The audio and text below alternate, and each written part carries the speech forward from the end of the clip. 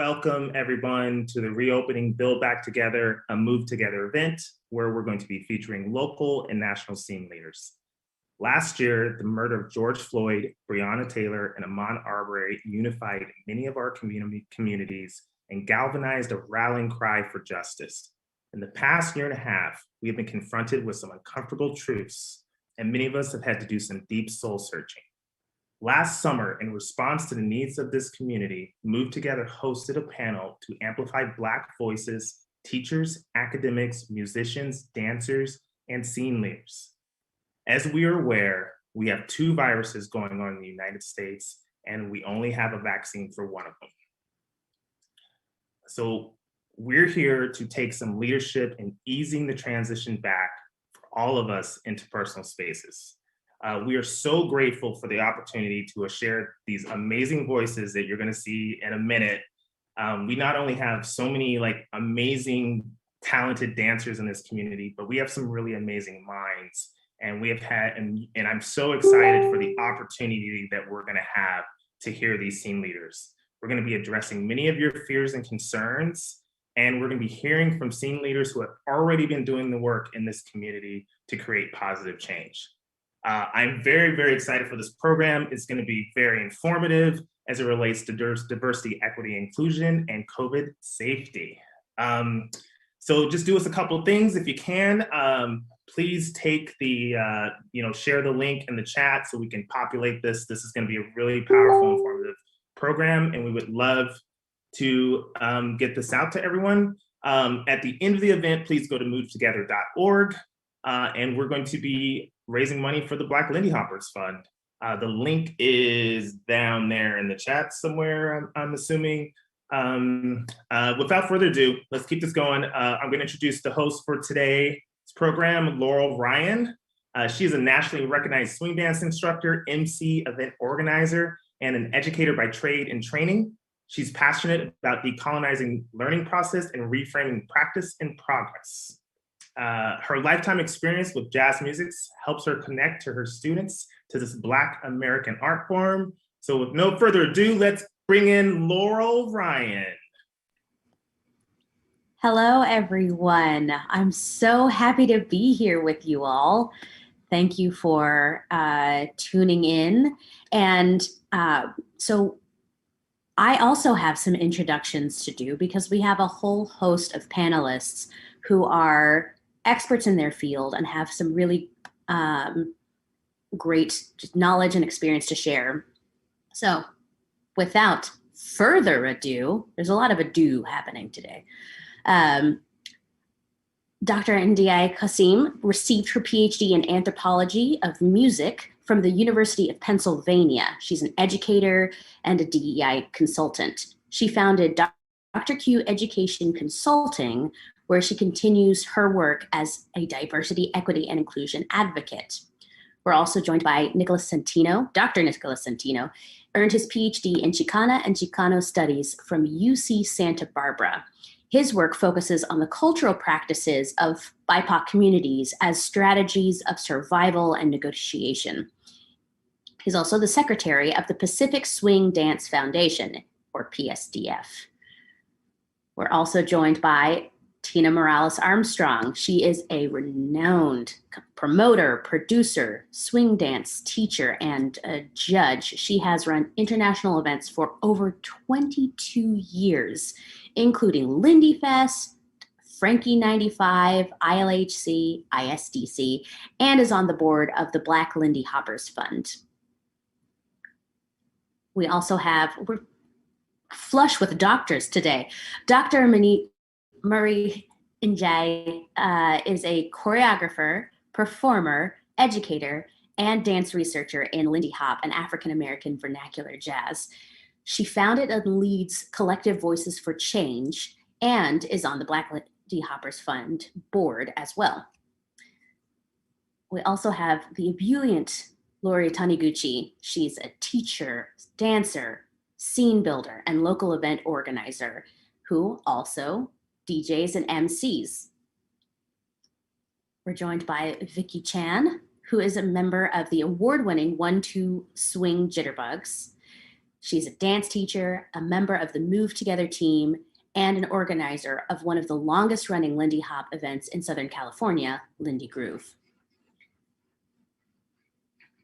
Rory Lucebrink is joining us from Northern California. They are a scene leader, DJ, a teacher, and organizer.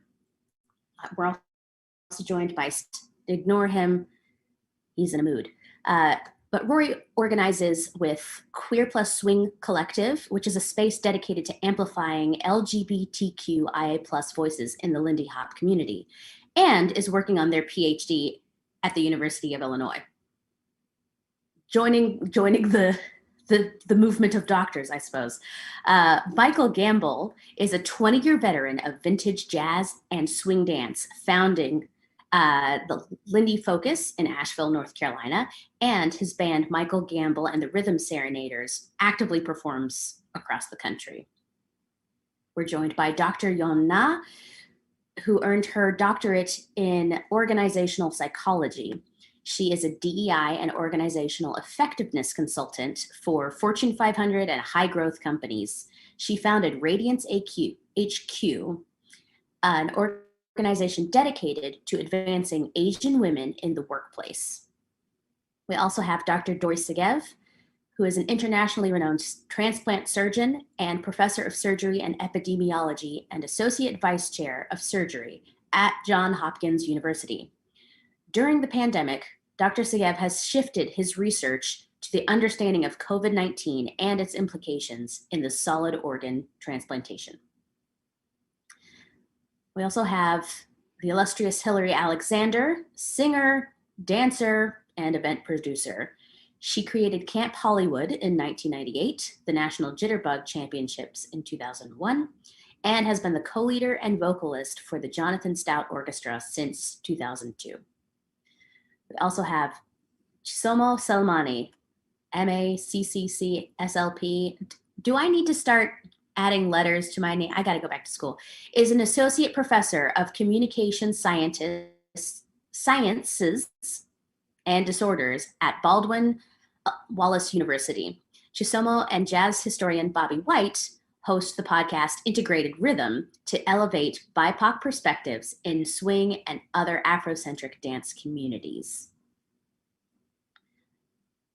So that is a long list of incredible people, but firstly, I want to throw it over to NDI. Why is diversity, equity, inclusion important? Yes, thank you, Laurel. I just want to also echo, the fabulous people that we have in this panel today and all the amazing work that people are doing. In answering why is DEI important, I actually want to first talk about the E, equity, and DEI, and center us around this concept of what equity actually is. The first thing that we can all do, we can all develop and strengthen our equity lens. Systemic oppression is not an occasional incident. So we don't have to wait for that big event or that festival every 6 months to take action. Systemic oppression is happening around us all of the time. We're swimming in it. And being more mindful of how we engage with others and intersect with systems on a daily basis can strengthen our equity lens. And this can be as simple as, for example, did you go to the grocery store today? Did you buy fresh produce? Great, you have access to fresh produce, but what about the neighborhoods just around the corner that are food deserts? And why are they food deserts? Can you turn on your faucet and drink a glass of water? Excellent. But what about the 2 million Americans who do not have access to clean drinking water and sanitation? Did you get an opportunity to jog in a beautiful park, swim in a public swimming pool? Kudos, but ask yourself, why does this neighborhood with these particular demographics and this particular location have access to parks and pools, while the neighborhood 10, 15, 20 minutes away does not? So again, each of us, every single day, have an opportunity to decide who gets resources. And we should be empowered with that knowledge because we can make simple, everyday change. by bringing attention to who's not represented in our workspaces, by getting actively involved in hiring practices, by deciding who gets a referral, and even determining how our city dollars are spent. So I want to kind of emphasize that mindful everyday equity lens, because that is key to this work, and it helps us to demystify what DEI is. And when we think about that and have that greater understanding on how this affects us and impacts us every single day, we can then be empowered to know there's a multitude of ways that we can actually make change as a way of being, as a lived practice, and begin to live these values. The second kind of idea about equity I kind of want to talk about is, we know equity is about eliminating racism, heterosexism, transphobia, all bias and barriers. We know this. And often we think of this as getting access, getting a foot in the door. But access, a foot in the door, isn't enough, and that isn't equity. And there's two components to this idea I want to emphasize. For example, let's say your organization has diverse representation. That diverse representation isn't necessarily real unless they have full material access. Do they have decision-making power? Are they in leadership? Do they have access to equitable resources? And secondly, it also means that there's an experiential component to equity that is just as important as material resources. For example, say there's women of color who are employees in a corporation, and say they're also directors in that same corporation. But if these same women of color have to fight every day on an average workday, battling microaggressions, navigating subtle forms of gendered racism and bias attacks on the quality of their work, that is not equity, and that is not experiential access. So again, when we look at equity, that experiential access as well as material access is what will lead to transformative change. And that is what equity is. So in answering that question, why is DEI important? It's clear. We are missing out on the full human and creative potential of our society. It's also clear, research will show us that diverse companies perform better, they're more productive, they're dynamic. But we're not here, to talk about productivity alone. So the best example, just to close this out, that I can think of to really drive this home is what we've all experienced in the past year and a half. The truth of the matter is, if equity was fully operational in our society, if women of color, LGBTQ communities, working people had full experiential and material access to our systems, policies, institutions, decision-making, and our governing bodies at the highest level, our response to this world pandemic would have been drastically different. And that means that lives would have been saved, and hundreds of thousands of people who are no longer alive would still be with us here today. I feel you, Andy. I think about that too when it comes to the pandemic. I think about the lives were lost, and I think about so many lives were lost because of division. And I just got to make a comment because I am so weirdly nervous right now, and my hands are sweating, and I probably parrot many of the brilliant minds that we're going to have here today. And there's just so much great information that's going to come out of this program. And I'm really excited for everyone, but I just got to just quickly say how nervous I am. And I don't know why I'm so nervous, because everyone here is here because they believe they have some interest in equity and inclusion and diversity. So I just wanted to say that I know we got to get Nico in here. We got limited time. So I'm going to push it over to Nico. Thanks, Shahid, and thank you, Dr. Kasim, for that great way to kick us off. Make no mistake, as a university professor, I am definitely a history guy. I can't stress enough how important it is to honor the legacy of Lindy Hop as an African-American art form. There's great new scholarship being produced on that legacy. There's Christy J. Wells's new book, Between the Beats. There's A Little Devil in America by Hanif Abdul-Raqib. I got a new book coming out too, for those interested in learning more about Latinx people and rockabilly. So definitely believe me when I tell you that I take matters of history and legacy in Lindy Hop very seriously. That having been said, for me, the primary reason why we need to take conversations about diversity, equity, and inclusion seriously is about the future of Lindy Hop just as much as it is about its past. While, it's important for us to consider how we're going to build our scenes back up in the immediate future following, our pandemic, right? What vision do we have for Lindy? What vision do we have for Shag? What vision do we have for Balboa 5 years from now, 15 years from now, 30 years from now, 50 years from now? To really put it plainly, if we don't take efforts to recruit and retain Black, Indigenous, people of color dancers seriously, there won't be a Lindy Hop scene 50 years from now. Now, I live in Southern California. That's a region of the country that many would say is considerably more diverse than other parts of the nation. While that may be true, many look towards California as a snapshot for the direction in which the United States is moving towards as a whole. Now, while California has been a majority minority state since 2001, according to the Pew Research Center, the US is projected to be a majority minority nation in 2050. That's under 30 years from now. Furthermore, the Pew Research Center also projects that as our nation's demographics shift, immigrants from Latin America, Asia, and Africa and their descendants will account for 82% of the nation's population increase in that time.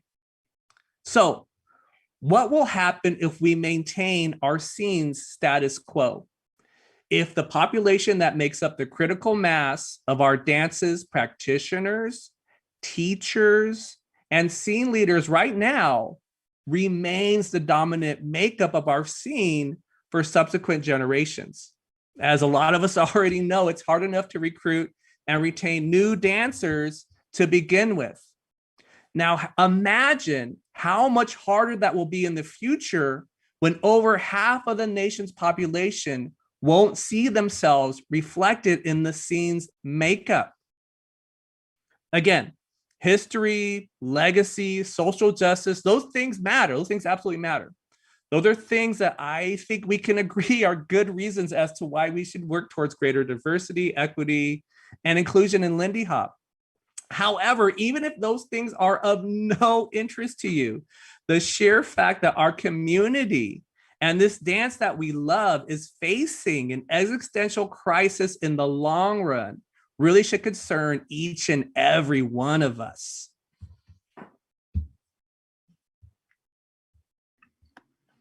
Wow.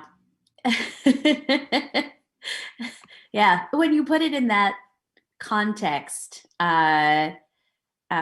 with these demographic projections, then it throws a new urgency into the struggle that a lot of scenes have talked about in the past of how do we recruit, and then as India was saying, how do we keep and give, by giving them experiential and material access, how do we keep these Black, Indigenous, and other people of color, these dancers in our scenes? But we do have some, we'll talk about that, but that is, throws things into stark relief when you look at just general population change. Laurel, I just want to first say I thank you so much for hosting and being part of this program. You are so natural and relaxed, and I'm sitting up here like sweating through all my clothes. But I want to put you on the spot a little bit, and I apologize for this because I know we invited you to do this, but I know over in Tulsa, you all just celebrated the commemoration of the bicentennial of the Tulsa Massacre. That must have been quite a historical moment. Could you just share that experience with us? Sure. So it was the centennial of the Tulsa Race Massacre. For those of you who don't know the bare basic facts of Tulsa's dark history, in 1921, over Memorial Day weekend, a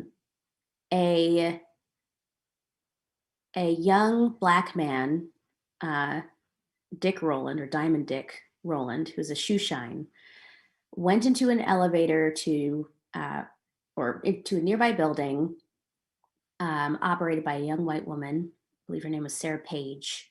And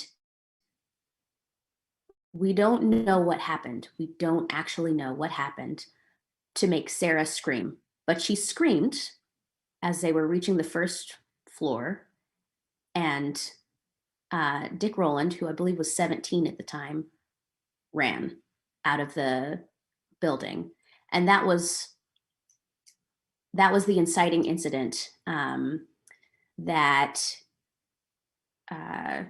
resulted in a white mob from South Tulsa, or Central and South Tulsa, which was like an oil city at the time, going into one of the most prosperous Black communities in the country and razing it to the ground. That's a huge oversimplification of what happened. There are currently 4 or 3 survivors of that massacre still living. And there has been, while in the last 25 years, there has been an effort to call it by its proper name, a massacre, rather than, it was known for a long time as a race riot, which actually was an insurance, basically a scam by insurance companies at the time for these Black community members who had lost everything, their businesses, their houses, because these, the white mob was looting everything that they could find. They were at, their lives had been devastated. And so the term riot was used so that insurance companies wouldn't have to pay up, because it implied the participation of these Black people in the destruction of their own property, as opposed to attempting defense and being slaughtered. So it's a horrible, horrible event that left a scar on Tulsa. But of course, Black people rebuilt. So it was reaching new heights of prosperity in the 40s and 50s. And then urban renewal came to play. And so the Greenwood community that I grew up knowing as a native Tulsan was very different. It was essentially, I was told, don't go north of the highway past dark. It's dangerous. When really it was an area that had been devastated over and over. And there has been attention, but no accountability. So there have been no reparations. There have been no calling out of the individuals largely responsible, because there are so many probably. And it's just like Tulsa's shameful secret that has only come to light in recent years. And then, you have these, I never thought I'd see, my city represented on screen, but in things like the HBO series Watchmen and Lovecraft Country, seeing representations of the massacre itself, it's an odd thing to know that they've rebuilt twice and are still being punished for that effort. But it was at multiple points in our history a haven for jazz. It's where Count Basie picked up some of his musicians, because Tulsa was well known for its jazz scenes. So I believe Charlie Christian, who was not from Tulsa, but he's an Oklahoman, Charlie Christian, the guitarist, was recruited during a gig in Tulsa. So yeah, it's a weird time. It's great to know that there's more attention being paid, but it's also sad to know that there's still a long way to go before there's any sort of accountability. It's the interesting part about this moment that we're in is the education, and it's one of the things we're going to be doing today is providing education and resources, because you're talking about like Black Wall Street that got bombed, one of the most prosperous Black communities in this country. And even myself, as a young child, didn't learn this history. We don't learn this history as a kid, and it wasn't until I was an adult until I learned this history. But speaking of history, we want to talk about the Lindy community, and we're welcoming Tina, Chisomo, and Marie to our next conversation about heritage.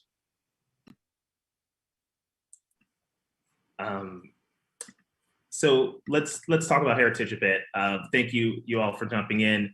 And we just kind of wanted to just, start a conversation about heritage and and I just wanted to put a question out there to you all, because, we've been hearing this a lot as we've been doing this work. It came up in the last panel, which is, how do we honor the cultural roots and how do we honor our elders in this dance? And I know it's a really important topic for everyone. And I know you all have some, very powerful thoughts on that.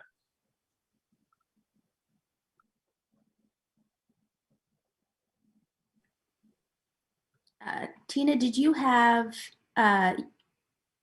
I hear that you have a project that has to do with collecting oral histories? Am I getting that right? Yes, we do. We do have that project with Black Lindy Hoppers Fund. One of the things I think Shahid asked was about, legacy and honoring our elders.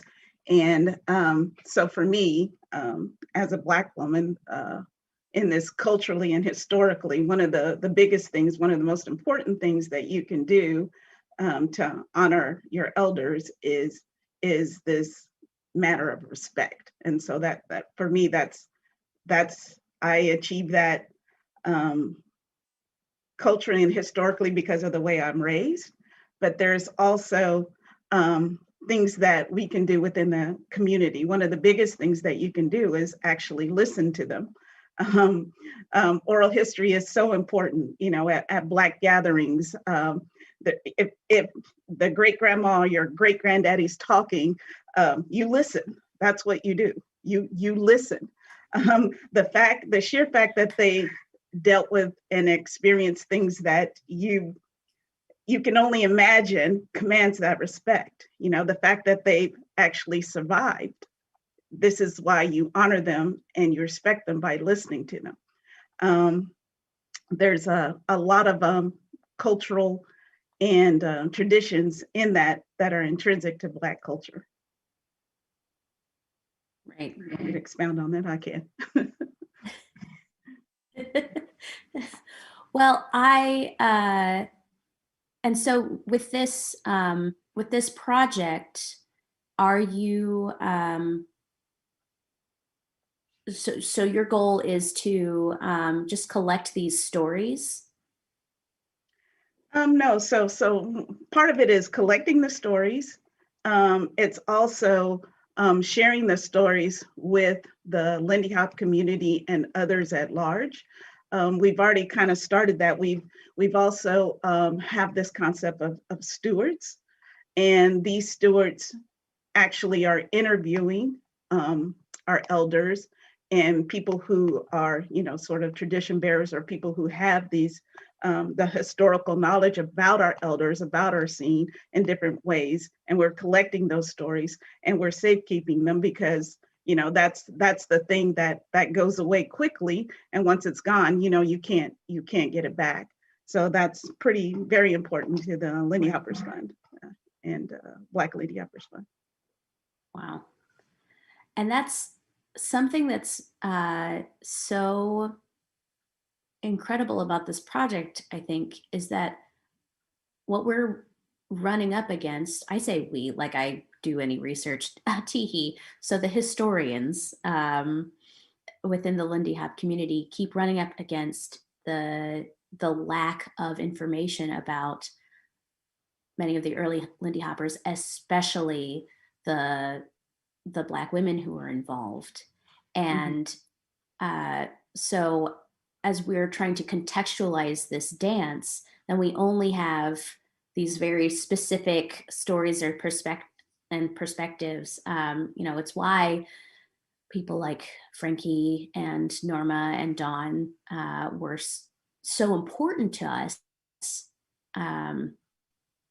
because we could ask them questions and hear their perspectives. But there were so many people involved in Lindy Hop who will never be able to hear from. And so I think it's incredible that, Black Lindy Hoppers Fund, that you're doing something to prevent that cultural knowledge from being lost. Exactly. And there are a lot of people that are still here today that many of us don't know about, have never heard in many Lindy Hop circles. And so we are doing the work to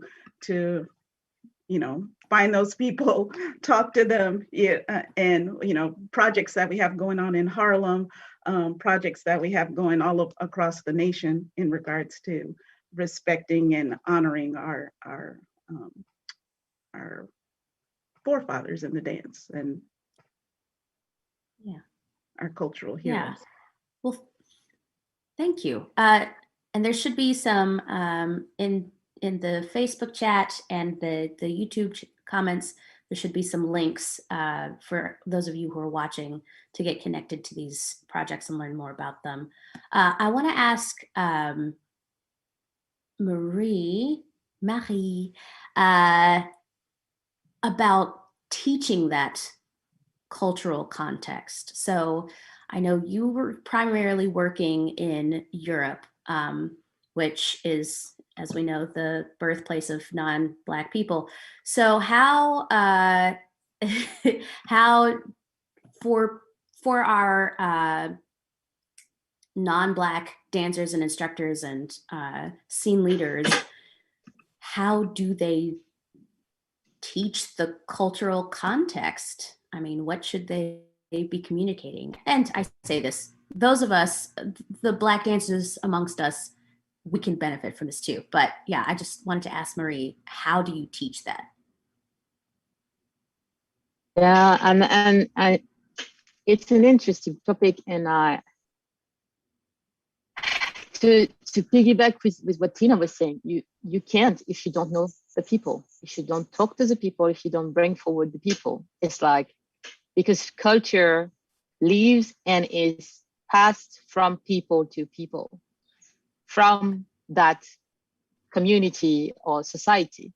Without the people, you will maybe get history, when you can get it right, because you mentioned that it's hard to find some of the facts, especially about Black women. So you might get part of the history, but you won't understand the culture, and that means you won't understand the big picture and the context in which those historical facts were happening. So yes, if you want to speak of the culture, especially a culture that is not your own, you will have to do some level of cultural immersion. And I think this is a problem that we're facing in our community, where the only link to Black American, African American culture, or Black culture in general people have is through Lindy hopping or jazz dancing, and that is it. And then when you start to explore all the aspects of Black culture, like, oh, no, I'm not into that. Oh, I don't know this, or I don't listen to that. And then you're like, wow, you're really going to go far in this then, with an ironic smile. And most of the time people don't understand that. And I think this has been the big push in this conversation that has been brought forward in the past year and a half, is that the people that have been pushed out slowly, the people that were kept in didn't have power, even though they were respected in a way, but their voice is the voice, but in a context that was not their own. And so that took away power from them in a way. So we got part of the culture, or the part of the culture that people wanted to hear, passed on, and then interpreted through cultural translation of the people's culture, because this is what we do. When you get an information, you are going to translate it into your own culture. And that's something that we all do. And it's not because you're a bad person, or it's not because you're a great person that you're doing that. It's just, that's part of being a human being. You're going to make it accessible for you. But when you're going to pass that on, the product that you're going to pass on has changed from the product that you got.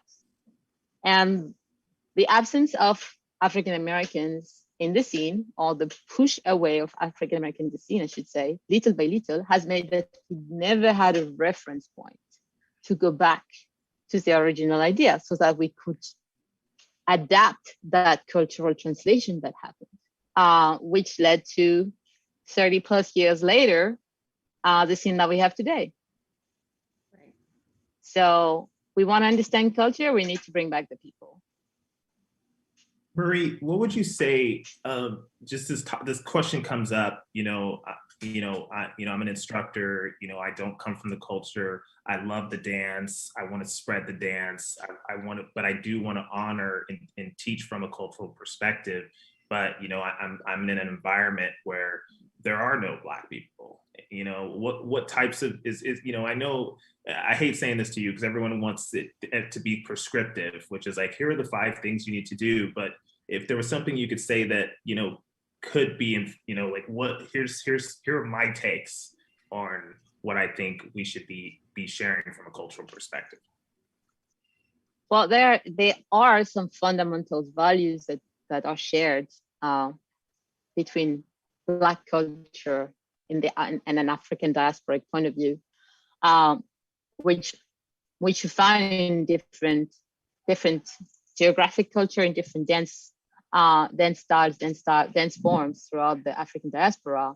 And they all share the idea of communication, the idea of improvisation, the idea of community, the idea of rhythm, and the idea of play. Like, those are fundamental ideas that you have. And in communication, it's exchange, but it's also competition.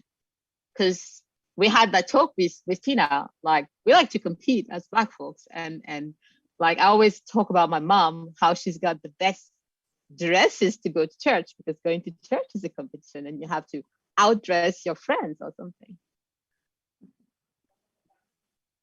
It's like, oh, go ahead, Tina. Yeah, so there, to tag on to what Marie's saying, there, at any Black gathering, and from a cultural standpoint, there are things that we're going to do. And I've always tried to incorporate those into all of my events, but, we're going to dance. We're going to compete. We're going to compete in some way, whether we're shooting the dozens, who makes the best potato salad, who's the best dancer, who has on the best shoes, who makes the best centerpiece, whatever. We are going to compete in some way. And we're going to play games, we're going to have fun, but all of those, and we're going to listen. And somewhere in there, like I said, grandma's going to say something and everybody's going to shut up and you're going to listen, and then you're going to go back to dancing. And I think as a culture, universally, we have those things in common. And it may, maybe the food's different, maybe, but those are the things that we do. And I think some of those values can be brought back into our community. And I've been seeing I've been seeing instructors, even over Zoom, even though we haven't been able to dance to personal spaces, I've been seeing instructors try to teach from a cultural perspective. And, you know, and I've been seeing the times where it works and the times that it doesn't work, because I know it's uncomfortable for folks to do it. And I've been in a couple of online classes, you know, where it felt a little nerve wracking. And, you know, that's also kind of the concern that you have too, which is you don't want to walk into an intro class and then it's like rock step racism, you know, because, you know, that also could be a barrier against Black people as you're trying to teach a cultural perspective. But then you're like, you came in, you're like, oh, I just came to dance. And all of a sudden, you know, so, you know, what is there any other kind of suggestions you would have that can help someone who's like, you know, terrified, but wants to try to like infuse more cultural roots into this dance? Well, we just had with Collective Voices for Change, we just had a book club with a fantastic book by Jackie Malone called Stepping on the Blues. And that book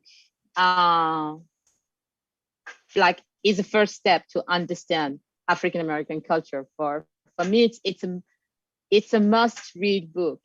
If you are doing this dance, you have to read that book, and you have to read it several times, because it's going to take several taking in to understand all the layers of what Miss Malone is laying out, because she's really making a parallel between the past and the present, the continuum of African American dances, and also the core values that have been preserved in the dance through generations. And it's really easy to read and beautifully written. So books are a good way to start. But again, books alone is not going to cut it if you do not meet the people, talk to the people, listen to the people, because that part has been, not so good. Marie, you told. Oh, I'm sorry. Oh, I was just saying that Chisomo has a word of wisdom for us. First, I want to say thank you so much to Tina and the Black Lindy Hoppers Fund, and Marie, I know you're also on the board. So thank you so much for your work in preserving this really important cultural information. And so I wanted to say that first. And I wanted to also add and say, as we're talking about relationships, I think in our educational context, we come to know how we should gather information, right? And I think what's challenging about this is that the way that we get cultural information isn't necessarily going to be taught to us in school. We need to value relationships and not just mine information. And so it's going to be challenging. It's going to be hard. This process is not going to be super intuitive to everybody, I think. And so I just want to remind us of something. So you might hear the words decolonization or colonization, or I'm going to use the word coloniality. And so that has to do with how we categorize things, how we understand the world around us. And it's not, in respect to a historical context. And so coloniality seeks to codify and categorize in order to understand, perfect, and control. And so I would say that as we're moving forward and asking questions, cultural questions, that we give ourselves the time to immerse ourselves in experiences. Like Marie was saying, we need to have relationships. And Shahid, you'd mentioned earlier that like with Tulsa, that you didn't learn about this in school, right? So there's certain things about ourselves and our own cultural backgrounds, regardless of where you're from, where you might have to dedicate yourself to study, and you might have to dedicate yourself to listen. So I would say definitely books, but then also seek out collaboration and community, because as we look to move away from coloniality, that's the answer: collaboration, community, relationships. Speaking of collaboration, you know, there's also the question they brought up, which is about outreach. You know, how do we bring more Black dancers, people of color, BIPOC dancers into our scenes? I mean, I just threw it out there. I was actually hoping Marie would just like take it and like bite on it and I think it's you know, we chatted a little bit about that, and I have a bit of an opinion about things. I'll often have a bit of an opinion about many things, and I think that yes, it's good. It's a good idea. It's a good focus to think. Okay, how do we bring more people of color? How do we bring more Black people in the scene? But we also have to look at the scene and wonder the other question that we don't want to ask ourselves is like, why do they not stay? Why do they leave? Because it's you can keep on bringing people, and if they still find the environment toxic, if they still are facing the same microaggressions, the same casual racism, the same gendered and racial sexism that they are facing in the life in general, because this is something that we face every day, they're not going to stay. And no matter how much they love the dance, no matter how much they connect with the music, no matter how much they want to share with the people, especially if when they come into the scene, they are being told that they should dance differently. They are being told that they are too much this or not enough that. They're not going to stay. So yes, we need to bring in more diversity into the scene. Definitely agree. But we need a hard look at the scene to understand why people are not staying. And I think that's been the work of Collective Voices for Change, asking the question why and trying to understand why, how did we get to the monochromatic scene that we have today? Why did we get to that point? And how do we not repeat that? Because that's really what we want. We want to make sure that when we get diversity again, because the scene was diverse 35 years ago, 38 years ago. When we get back to that point, how do we keep it like that and not have the same focus on superficial values or cherry picking one aspect of Black culture and just deciding this is the goal, like saying it's only about social dancing, because we've had that. We had the exchange time, that didn't work. Or it's only about competition, that also didn't work. We got this hierarchical community where you're only valued if you have a certain amount of medals. That doesn't foster communication and connections and relationships. We want something that is multidimensional, just like Black culture and African American culture is multidimensional, so that we can have true connections and true relationships. I love that you said that. I love the way you frame that, Tina, which is when this community becomes more diverse, because it will, and I love that approach. I just wanted to just drop, there was something you said to me one time as it related to teaching. I just wanted to just throw it out there really quick, which you talked about the hang hour. And one of the things I thought was really nice is you talked about, here's what instructors can drop, little cultural nuggets. It doesn't have to be sometimes like a big spotlight on it, because I know it's uncomfortable to do, and not to be afraid to try. One thing that came up in our conversations as we were discussing ways of bringing more people of color, BIPOC people into the dance community was collaboration and reciprocity. And Andy, I know you have some comments on that as it relates, but do you ever go into the Black community?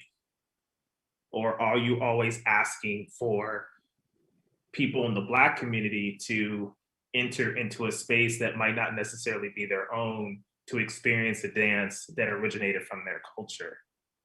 Andy?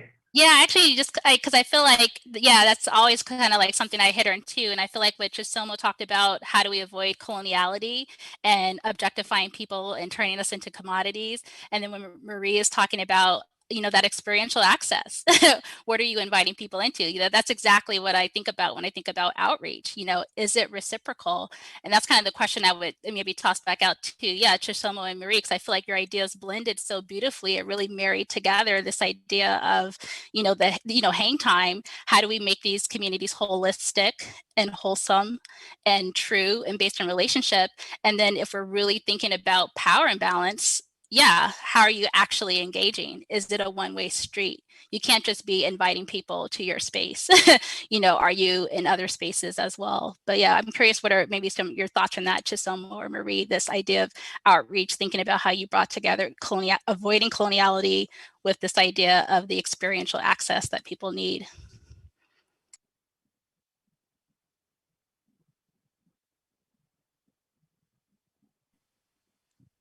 So I'm just going to jump in here. And I know this last year has been wild because COVID.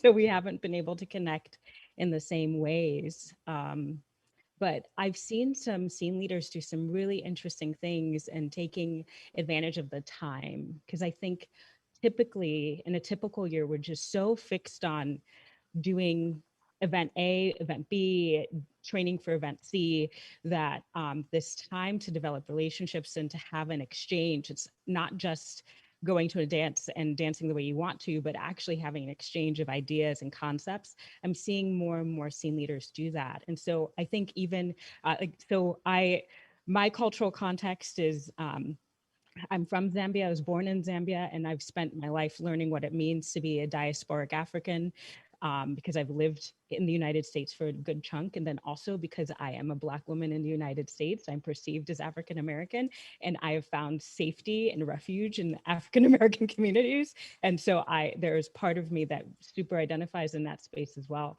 And so seeing as the way that the world looks at me and also understanding my cultural context, I've had to do a lot of learning and exchanging within myself. So I've seen different people foster conversations about various places, and not so looking at African dancing, looking at African American history, looking at taking a time to bring different speakers, to not just bring people into your community, but then allow Black folks to actually develop a cultural space and step into that. I've seen that done really nicely.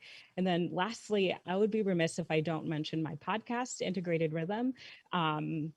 Bobby and I work really hard to have reciprocal conversations. And if you listen to him, he's speaking from his own cultural perspective. And so he's not trying to say like, oh yeah, to only talk about the times that he's interacted with people from a Black perspective. And we have our podcast set up so that we're having cultural conversations from different directions while also elevating Black voices or BIPOC voices.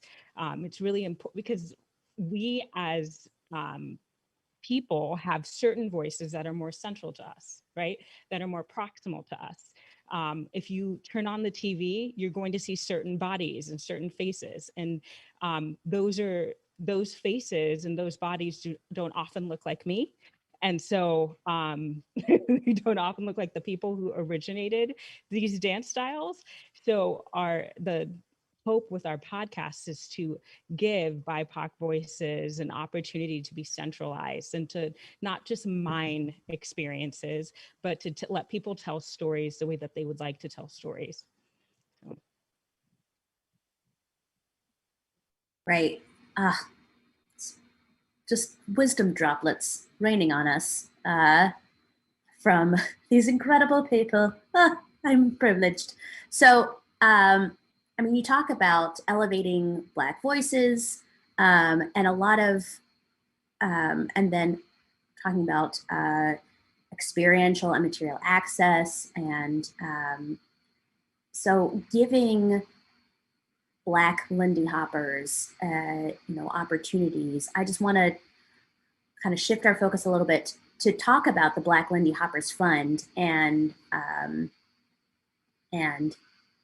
hear a little bit more about how it is creating pathways for BIPOC dancers to take leadership roles in Lindy Hop and be those elevated voices.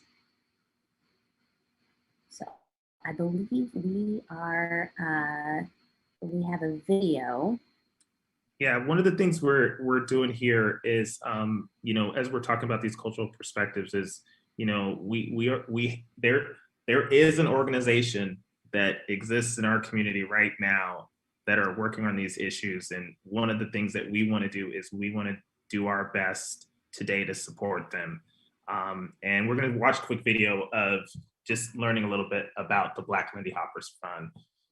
Drop for us, B.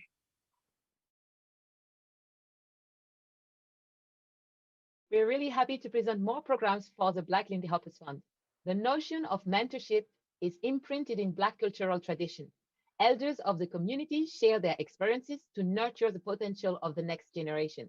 Through our mentorship program, the BLHF will provide space for learning, support, and performance opportunities. Our residency programs are designed to share the cultural responsibly with a focus on embodiment, providing the community with access to the skill sets and knowledge of established artists, and also giving Lindy Hop and jazz practitioners the opportunity to grow as well. We have hosted 2 highly successful intensive training programs and are looking forward to sharing many more. We're also working to develop relationships with HBCUs and jazz-focused institutions to continue reestablishing the legacy of Lindy Hop and jazz. For ways to support the BLHF, please check our Instagram, Facebook, and web pages. Thank you for supporting the mission and vision of the Black Lindy Hoppers Fund. All right, so for those of you watching, there is a link in the chat to contribute, to be part of the community who's helping these BIPOC dancers find these leadership opportunities. But just real quick, I know, Marie, you have to leave us soon, but is there anything else that you'd like to share about Black Lindy Hoppers Fund or about sharing cultural context in classes? No, I think Tina will take it away with more info about the Sure. BLHF. Yeah. So we do have a lot of initiatives that we're really proud of. Our most recent one is we have a resources page. So if you go to Black Lindy Hoppers Fund, I think they have the link for that. There's an artist resources page. And this is actually made up of Black Lindy Hop artists, musicians, lead organizers. We've just started building this sort of database. You'll see people listed there. There'll be contact information. If they have a website, you can go to that. And one of the things that we always get asked, like, who do we hire? I need to know who these people are. There's Black musicians on there, and all of these people are vetted by our BLHF board and our artistic consultants. And so you will see that develop even more as we go through this. We got quite a few people listed there. We've got some other people sending in some more information, so we'll be developing that even further as we go along. We also have our youth programming. We've already helped some of the programs in both Mozambique and Uganda. And Julia Livingston, who's one of the board directors and has done a lot of work with those groups. We're going to continue to do some youth fellows that we will send to a lot of these locations internationally and also within the US to work with youth. And that's part of our youth program.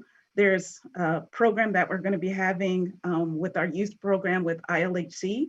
BLHF will be partnering with it. And so we'll be live streaming to a lot of youth groups all over the world. And then there's also in New York City, we have a program where Julia Loving and others have got with local fraternities and sororities and working with the Department of Education to create youth programs. We have another youth initiative that's with the Upward Bounds program. And the Upward Bounds program is Black HBCUs programs where these are college-bound teens that come in for the summer, and they're taught life experiences, different things. And year before last, before the pandemic, we had a program with the Frankie Manning Foundation that also supported that. And we had Kyle and Alexis come in and teach the youth. We're going to continue and expand that program under the Black Lindy Hoppers Fund next year and going to different HBUs across the US. We have an oral histories project, which I talked about earlier. Some of our stewards have done a lot of work with that. We also have, let's see, I have my list here. One of the biggest things that we've done in the pandemic is we've had our residencies and our intensives. And so those are actually, the intensives are free to our Black Lindy Hop Fund members. We've had people like Jason Samuel Smith, Ryan Francois, Marie, Remy Kukwame, Natasha Powell, Josette Wiggin. And our latest intensive is with Charles Turner Band and Latasha Barnes are doing a collaboration together. And like I said, those are free to our Black members. And but everybody is welcome. And so, you know, if you support this initiative by attending and paying for it, you can also join in on the program. Let's see, anything else I'm missing? Anything else I'm missing, Maria? I'm kind of got a lot of things. I know we have a legacy project that we're starting up as well. Yeah, the programs are moving forward, and the whole board is very excited about the work that we've managed to create during a pandemic, and really looking forward to what we can do as things are slowly going back to normal safely. And we are looking for people to help us write grants, because you've heard we have a lot of ambitions, and that's going to take quite a bit of money in order to put this program together. So if you are a grant writer, or you know a grant writer that would be able to help us, we would be really happy to be contacted at info@blacklindihoppersfund.org. And a note is, you also don't have to be Black to be part of these programs. You know, we accept help. We have people that are helping us right now in a numerous amount of ways. You know, if you can't do anything, you can always just donate. That helps. We've got a lot of programs. We've got a lot of work to do. We're really excited about it.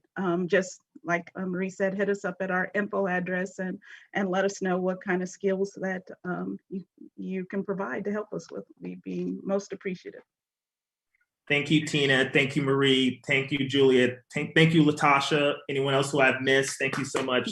Please support the Black Lindy Hoppers Fund. I know we care so much about the stance, and I know we care about the cultural heritage. I know we care about the elders. I know we care about having youth programs. This is an organization that's doing this. It's a lot of work. They need your support. They need more than just financial support. If you have extra time, if you have resources, you could donate an hour or two, writing grant writing, legal advice. Like, you know, this is a brand new organization. They're going to do great things in this community, but, you know, as we know, they're going to need the infrastructure. And we can all do this together. This is what this is about, moving together, bringing back, coming back stronger. So please support the Black Lindy Hoppers Fund. I'm pushing it back to Laurel. All right. Yes, thank you again. Such an amazing variety of the work that needs to be done. So for all of you who are wondering, how do I do any of the things that you're talking about? Black Lindy Hoppers Fund is a great source. I'd like to switch our focus to, let's talk about really decoupling gender roles and our focus on inclusivity for the LGBTQIA+ community. It's important work, and I'd like to talk to Lori about Wednesday Night Hop. Could you share some of the ways that you've really encouraged inclusion at your dances? Yeah, and hi everyone, I'm Lori. I just really wanted to say thank you to all of our presenters in the previous section, because when we talk about inclusivity, when we talk about the things we are doing to make our scene better, all of this is connected. So when we're talking about anti-racism, when we're talking about, including LGBTQIA, when we're talking about communities that are underrepresented or feel like they're ignored or can't participate equally in this dance and music that we love, we're talking about the same things. We're identifying values that we think are important to pass on in this dance, in this community. And we are looking at ways to make that happen. So even though I'm going to use as an example what Wednesday Night Hop has done for degendering the dance roles, we're really still talking about the same thing, which I hope that everyone has a chance to do, which is you're taking some time to investigate what your values are in this dance, looking into the history and values of the dance and its scene, looking into how you can educate and pass that on. That education is, it feels like a big overwhelming topic, but it is our responsibility as organizers to chip away at that. You're gonna mess up. If you thought that you weren't gonna mess up, this is just me, destroying that right now. I have messed up big time. You will mess up big time. Start small so that those big time mess ups are small mess ups. That's like the best advice I could give you there. But for an example, one of the ways that I could see a seed become a movement, become a standard and progress is through our scene, where we started to integrate more Balboa, specifically into the South Bay region of San Francisco Bay Area. We were blessed to have a couple of teachers, and I'm just going to drop their names as Randy Mastretti, and Kara Britt. And they were amazing teachers and Balboa dancers that had started living near us, very local, and started taking up little Balboa lessons in a dancer's home.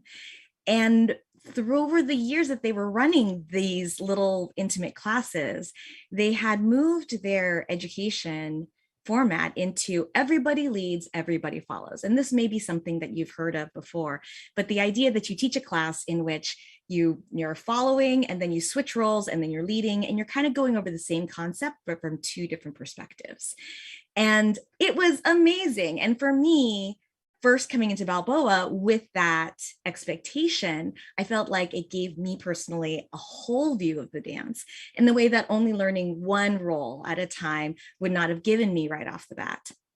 So like that was the seed. They made this choice based on their values of how they saw the dance danced and how they wanted people to experience more of the dance in their lessons. And then those of us who were in that, Balboa club grew up, started taking positions of authority in organizations, as teachers, even just as dancers on the floor that other people are looking at and going, oh, good, look at them. Like, what are they doing, right? And so when we transmitted that information, our knowledge of that Balboa to others, we set it up specifically in ways that aligned with those values that we cherished. For instance, when we started Balboa classes at Wednesday Night Hop, we opened them as everybody leads, everybody follows right off the bat. And we didn't have a lot of classes to start. We had maybe, 1 month here, 1 month there, like a little elective. People were interested in Balboa. Oh, good. I'm glad you're interested in Balboa. Well, let's have another Balboa class. It's also going to be everybody leads, everybody follows. What about another one? And before you knew it, and I'm really truncating here what really is like a decade of time, right?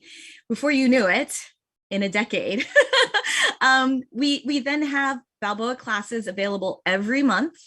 They are all everybody leads, everybody follows at every level of expertise and experience.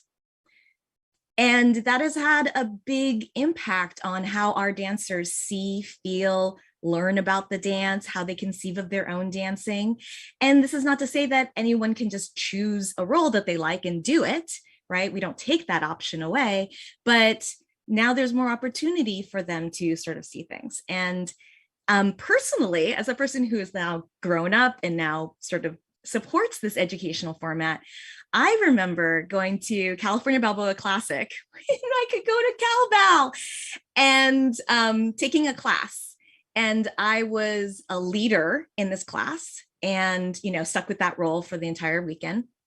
But they were introducing this rather complex movement. And I noticed in myself, as they were teaching this move, this set of moves, really, I realized that I was able to understand it quicker than a lot of people in the class, because I knew what I wanted to feel as a follow. So it's that whole picture of the dance, which I was like, oh, if I were following this, I would want to know like this direction and this timing and this thing. And so as a lead, I was able to use my skills as a leader to instigate that, to give my follows something that I knew would communicate clearly to them. So that's just my personal experience, being a leader and a follower, and seeing what changes in our curriculum can do for pushing our scene forward. Now, this is just like one example of something that we did. Are we going to solve degendering, gender assumptions in dance? No, you're not going to be able to do that. But we are working towards something that we believe in. And so we have the unique experience of being proud of what we tried, being proud of something we're building, watching that, growing it, feeling like nurturing towards it, and then being excited for how that might change in the future, right? So it's going to continue to develop, and it's sort of being happy for that opportunity to try something new that makes the scene better, instead of letting ourselves be bogged down with, but am I really changing the world? You've got a small sphere of influence here. So if there's one thing I could do, it is I would like to encourage you, whoever you are watching this stream, that you have spent some time thinking about your values. Be brave in that. I'm here to personally encourage you to try something new in your scene as we reopen. Now's a great time. Choose something and do that. I also want to drop a couple more names, which, once again, I am not a genius. I just know a lot of really good thinkers. And the more people you know, the better this progress will be. So Anais, Sekine, and Sylvia with a Y, with a W, sorry, Bailu, from Cat's Corner in Montreal, came and did a little teacher's workshop for us in the San Francisco Bay Area. And one of the concepts they introduced was the idea that one person alone cannot make substantive, lasting change. In order to have substantive, lasting change, you need incremental progress by lots of people that are encouraging each other towards common values and goals. And we named this idea Swarm. So in where we are in the San Francisco Bay Area, we are extremely privileged to have lots of different scenes run by individuals and tiny groups. And we try to encourage each other to be the best that we can be. And this does not mean we encourage them to be just like us. Wednesday Night Hop has an everybody leads, everybody follows Balboa curriculum. We do not expect the other scenes to also do that. We can be proud of our achievements without pushing them to be exactly like us, because they are excelling in ways that are also pushing towards these values, but maybe they just don't have the time to be working on that one. You know, in this age of the internet and the global Lindy Hop community, I hope that we can help encourage and support our fellow scenes to be the best they can be, considering the locality they're in, the people that they're trying to communicate this dance and that energy and enthusiasm for the dance to. I hope we can encourage them and not shut them down, because with different ideas, different approaches, we will all better understand what everyone needs to make these journey. I am extremely grateful to the dancers before me who have come and talked to us, who I have listened to, who I could take classes from, who opened the door for me to become better at this. And my job now as a person in authority is to keep that door open for other people to come through and surpass me. So let's go, Lori. Yeah! Come on. Yeah. So Lori, we were talking in the lead up about forming your swarm. May I encourage you to form your swarm, if not in your local space, at least on the internet. And like, you know, there are these wonderful organizations where you can find like-minded people like Collective Voices for Change and the Black Lindy Hoppers Fund and all these organizers. But, you know, I would say maybe start taking like 1 or 2, 3 friends that you like what they're thinking, you like what they're doing, just having like conversations with them, telling them, oh, I'm thinking about doing this. And they might be like, oh, that's a great idea. Or in my case, I have friends who are like, so that's problematic. let me tell you why. And then it changes into something better. I promise you, it does become better if you open yourself up to that collaboration.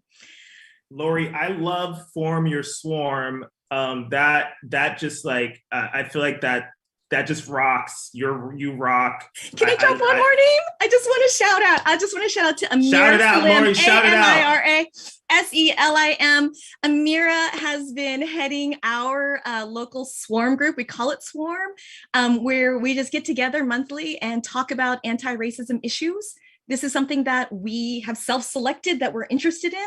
And we talk about like, well, okay, this idea, how do we implement that? What are you guys thinking? And it's just a free form exchange of ideas. Maybe some of this will pan out. Maybe some of it won't. Maybe some of it will be completely different 7 months from now. But the idea is that we're here for each other. And you know, as problem solvers, I'd say that partner dancing, we're not super interested in doing it by ourselves. You know, we already like to collaborate. Let's lean into that strength. Let's find our partners. That's excellent. And I love, I mean, that really is also decolonizing the dance in that we're finding our, you know, community and resisting the urge to take on everything by ourselves. So I love, I mean, the encouragement, and obviously Lori she's a connector, an excellent resource for anyone who is looking to kind of get started in their process. So shout out to you. I do, speaking of degendering classes, I mean, Lori talked about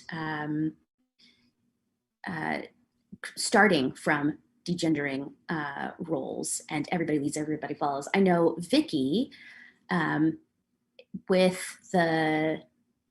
your beginning classes, that you've had some success in your beginner classes. So I would love to hear how you've taken that on. So for us at Lindy Groove, so everybody has been saying that representation and visibility is very important. So we start with our instructors. So if you have instructors that's different from the norm, that's teaching, and everybody will be like, oh, hey, I should try the other role too. So frequently we have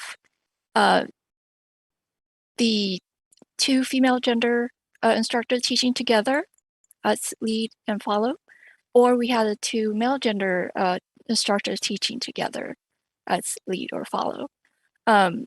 With those classes, we have a lot of success of people trying or just starting as the other roles. And I want to piggyback off of Lori, what she mentioned about the Balboa method. So when we come back, we want to try that also. Thank you for the idea in our Lindy classes. So thank you for that brilliant idea. And I think with our conversation with Rory, they also mentioned trying something like this too. And thank you for the idea, Rory. So yes, we are very excited to try all these ideas that everybody's been sharing. And Rory, I'm sorry, Rory, you had some great suggestions that you shared with us in the language that can be used to be more inclusive. Could you share some of that with us? Yeah, I think a lot of times when people think about how they're going to be teaching a class or interacting in a social dance, there's this idea, okay, I'm not going to say like man or woman or male or female. And that's a great place to start, but I would encourage people to move past that, right? And kind of the idea that I want to promote is just rethinking your assumptions. We make a lot of assumptions. That's how we survive throughout the world. If we had to worry about every little detail every day, we would just collapse. So we do make a lot of these assumptions, but I do want to say, like, when you're approaching someone new, not making that assumption about what their gender might be or how to address them. And if it's someone you've never met before, maybe try starting with something more neutral, like addressing them as they or them. But once you learn what their pronouns are, to use the ones that they have said that they use. So it's the same, you're still misgendering someone if they say their pronouns are she and you're calling them them, right? That's still misgendering because that she has specifically asked you to call her she. And so that's something that I want you to keep in mind. And there's, little words here and there that instructors use, like ladies and gentlemen, sir and ma'am. There are a lot of different words that we can use. Welcome everyone, folks, friends and family, esteemed guests. There are all sorts of ways that we can be inclusive and not alienate people who are already maybe they're not out because they don't have that feeling of being accepted, right? If I go to this big event and everyone's saying, ladies and gentlemen, I'm like, oh, okay, I don't exist anymore. As a non-binary person, I'm just like, all right, everyone got a welcome except for me. Like, I know that's not the intention, but that's how it feels. And then it starts to add up over and over and over again. And people start calling you by a name or a pronoun that you don't like, or assuming your role. And it builds up these little microaggressions. And so it's not just like, oh, someone called me a woman once, right? It's not a one-time thing. It's built up over and over and over. And that's what makes people, queer people, especially, not want to stay. And that's something that I know Marie had mentioned about these toxic environments, and that you get people to join and they're not going to want to stay if they're constantly feeling erased or invisible. Thank you for sharing your personal stories with us. Yeah. I'm gonna. Well, I just want to add real quick, Shahid, that as Rory is talking about, wanting to stay, and thank you so much for giving examples of better language for people to use. As we know, more and more young people are identifying outside of binary gender roles, outside of what was considered a traditional definition of sexuality. And so there is also a demographic shift in that perspective. So as Nika was talking earlier, we're looking at our entire world changing, especially in the United States. I know we have viewers from outside of the US, but issues of race, issues of gender and sexuality, these are things that are global. And we want to bear in mind that these are people who we want in our communities.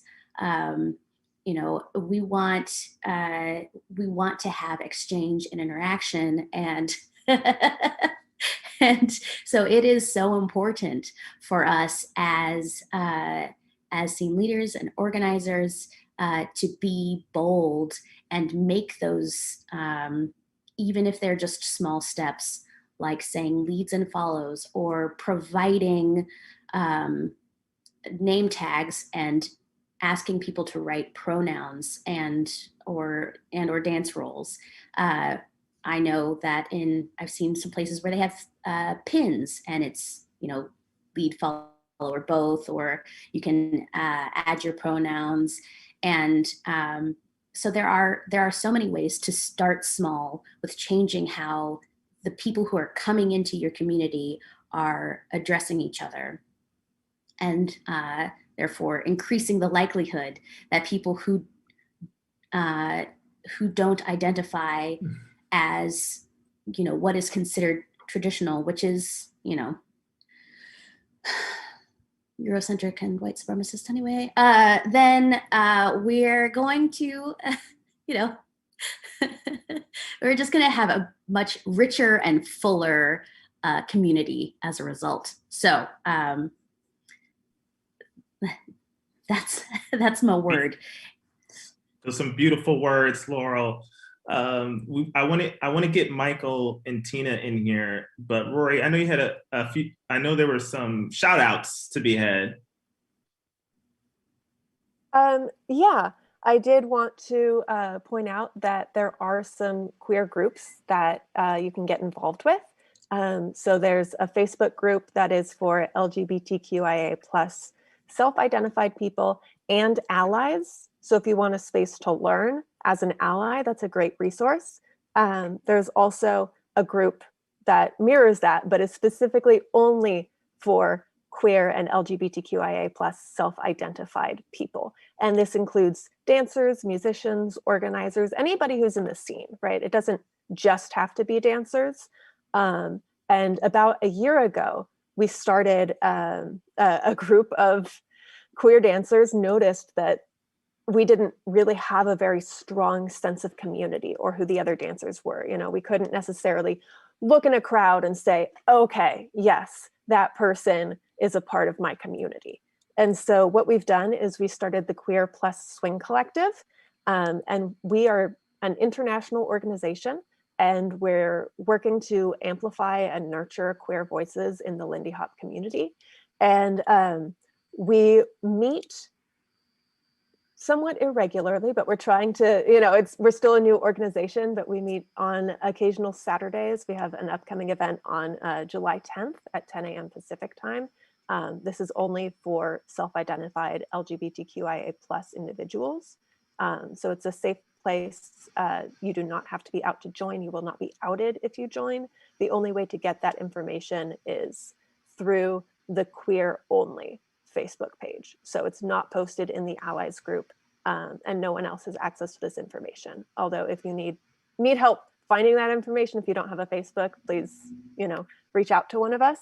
But we're really trying to build community and build those relationships so that we can have a stronger message going forward, so that in the future, if we have more of these conversations, it's not just going to be me or Adam up here saying, okay, here's what we need. It's going to be all of our voices, because, I can only talk about my personal experiences as a queer person. I can't speak to anyone else. And the community is so, so broad and diverse, with just each letter is something totally different. And so it's really important that we get all of those voices, and particularly at the intersections of identities. So we encourage people of color, people with disabilities.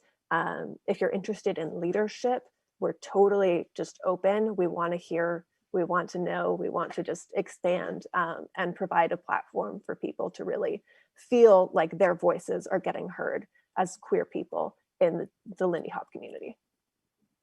And if you want to find out more about the Queer Plus Swing Collective, there is a link in the chat. One of the things that was really important for the Move Together team for this particular panel was to have event organizers on here. So it's great to hear folks talk from an organizational standpoint, because you all are the ones that are in charge of the way the resources, primarily in charge of the way the resources get distributed in this community.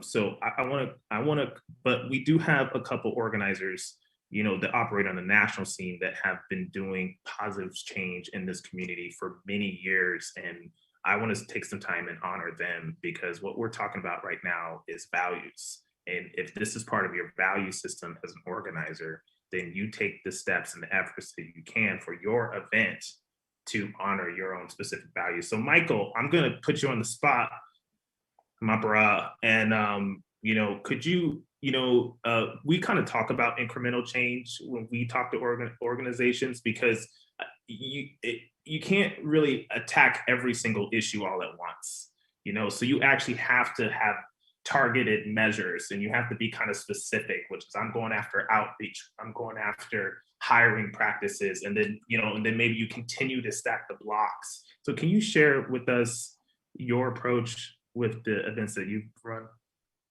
Great. Thank you so much for teeing it up so well. I'm not going to spend a ton of time on this, but I'm super honored to be here among all y'all. And I'm very inspired to hear you all talk and to share your vision and leadership. And I think when it comes to the values themselves, I hope everyone was taking notes for that first hour, because I know I learned a lot. But I guess what I've been asked to sort of talk about is specific policy stuff. So for me, I think everyone here that was representing sort of a different interest spoke to that interest really well. And as you know, as a straight white male in a position of power, I feel like my role should mostly be to just try and make that stuff happen, like turn those values into policy, so that our scene can actually change. So here's just some things that I've done with my event, and feel free to jump in if it's time to move on, or if anyone wants to ask any follow-ups, because these are kind of like little stuff. So let's see. I'll start with Lindy Focus. One of the things we got rid of a couple years ago was any sort of deal where during early registration you have to show up at a very specific time in order to get the best financial deal on registering for the event. And you had people sort of setting their timers and trying to get like the first 30 super cheap slots, and then the next 50 slightly, you know, more expensive slots. And there was sort of a flash sale concept. And a lot of the feedback that we got, which I think was very valid, was that really caters to people sort of at a certain level of like job stability and flexibility in their life to bend their schedule to the event, and et cetera. And it was just really frustrating for people. And it was a barrier to entry also financially if you couldn't get some of those best slots. So we got rid of that. And now our registration is much more sort of open pricing over the long term. Let's see. I'm going to jump around a little bit, but some of the stuff that Rory was talking about and that Lori talked about also, about the gender inclusive language, the way we talk about everything. So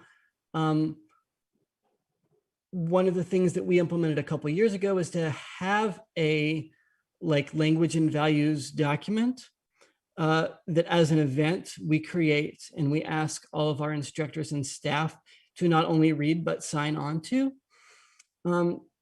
And I won't go into every detail, but you know, it goes as far as to say suggestions for how to talk in front of class and how to avoid speaking habits that are alienating to certain groups of people or are problematic in other ways. So we've got that document that hopefully has some teeth to it. And on top of that, every year, you know, that all gets sent way in advance. That's part of the hiring process.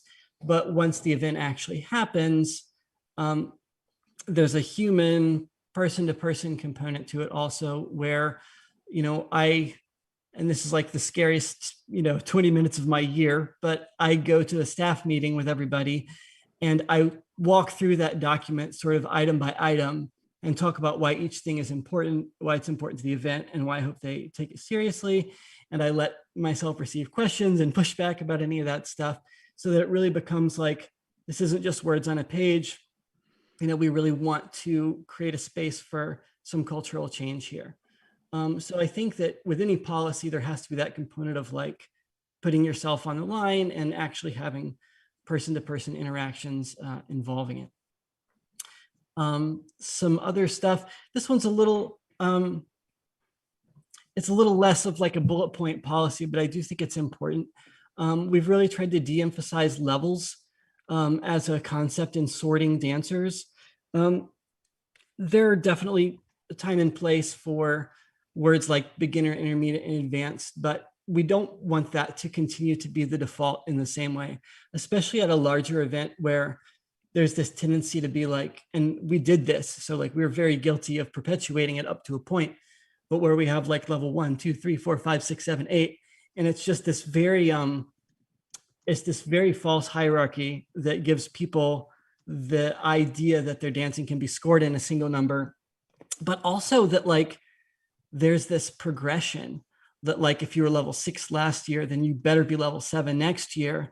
And also a presumption that I encountered a lot, which is, well, I was in level 8 last year, shouldn't I be teaching now? And like that kind of, those systems, like, I don't know, maybe I've just been in it too long, but I was super done with that energy. And I also think that the basic concept of levels is really, it's really exclusionary. And it keeps people that you've rated differently from interacting, from having a social relationship too during camp. You know, if the 8s don't meet the 4s or whatever. So, I mean, there's essentially just a ton of problems with it. Just someone earlier was talking about the concept of coloniality, and I can't help but feel like it's all woven in there. It's this system of sorting, which we've created, which really just does more harm than good. We do now have a system, if an instructor wants to have a class, and granted, this is easier because our classes are 2 to 4 hours long, they're longer. But if there's really a skill component that's required, like if you have to be able to swing out at 230 beats per minute for 5 minutes straight without stopping, like, okay, you can have that class. We're going to give you a 10, 15-minute slot to skill test that particular thing and weed out anyone who can't do that thing. But it's like very narrow, and it's asking the instructors to like really focus on what's strictly needed rather than just sort of the slightly lazier, oh, I want the event to just give me the best people kind of concept. We want to get away from that. Let's see, another sort of language thing, and this is a little less of a policy and more of a pet peeve, but it comes into play with like hiring and with which kind of people I bring onto the team. There's definitely been like, there's been so much catering, in my opinion, to like a very specific category of like white college attending males, especially like people in STEM fields, where like I've witnessed the entire language of the dance shift towards like phrases like linear and rotational momentum and compression versus leverage and stuff. And like, this is not to say like we don't welcome and love the geeks, like we absolutely do. And there's like, I get the fun of it, I really do. But like, again, I've witnessed that become the default language. And I just think we should acknowledge that that is a cultural change. That is taking an art form that had a particular flavor and really, really changing it quite a bit. So I just think, especially as a white person, you should tread lightly in this area. You know, you should treat yourself as a guest in this art form and not be like, I'm going to make all the jokes about it in, you know, my language. So again, like that's not a policy exactly, but it is like, I think about that when I'm having conversations with people and listening to them talk about whether they would be a good fit for the kind of feeling I want to have at Lindy Focus. I have a whole section here about like hiring in more detail, but maybe that's a good moment to sort of pause.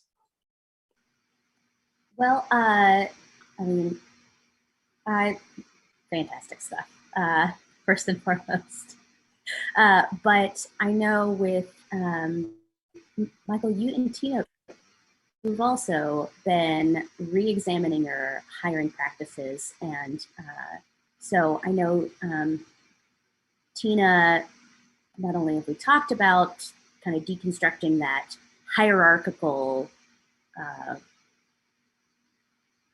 method of hiring practices, the I went in level 8, now I teach right concept. If you could just share a little bit about the way that you've been approaching your hiring practices, would be quite interested. Okay, sure. Yeah, Tina, go on. I think from the beginning, maybe because, as a Black woman, I'm coming from a different perspective. I never learned how to dance, counting or anything like that. So when I'm looking for instructors, I'm not necessarily looking for them to teach in a specific sort of way. I've always, since the beginning in 1998 with Lindy Fest, and since then, looked in hiring people that I considered to have a certain level of excellence. So I don't necessarily ascribe to this sort of celebrity culture that people think that, that's out there. And I guess it is out there. I don't see things that way. I see things more as I'm looking for excellence. So in my hiring practices, I've always gone sort of outside the box and hired who I thought could showcase their talent in some sort of way. And so even in the class, whether they had a certain level of or a certain style of teaching that's not necessarily what people are expecting, that's what I've always done. So and I've always gone out and looked for dancers, and I still do that now, so I try not to make sure that I'm not stale. So I'm going out and I'm always looking and searching for people. I went to Nevermore, and I was telling you guys about this before. This was, I guess, maybe 3 or 4 years ago. And I saw this young man dancing, young Black dancer. And I went over and I introduced myself, and he said his name was Tydrick. I had never seen him before. He started sharing with me some of the, later on, after we had talked that time and then time later during the weekend, he started sharing me some details about how people were saying things to him about his dancing, and sort of in a negative way. And I said, well, first of all, you danced, that person that told you that, you danced way better than they could ever hope to. Don't listen to them. And I know I just met you, but here's what I'm going to do. You're going to come to Lindy Fest, and I guarantee you within the next year or two, you're going to be teaching at Lindy Fest. And even though the pandemic happened and that didn't necessarily pan out, he has come. We see Tydrick exploding, and I think that's a good thing. And I think as a event organizer, you should always be looking out for those type of things. I've always created opportunities for instructors and for people that you've never heard of. I think they think like, okay, well, there's just this level.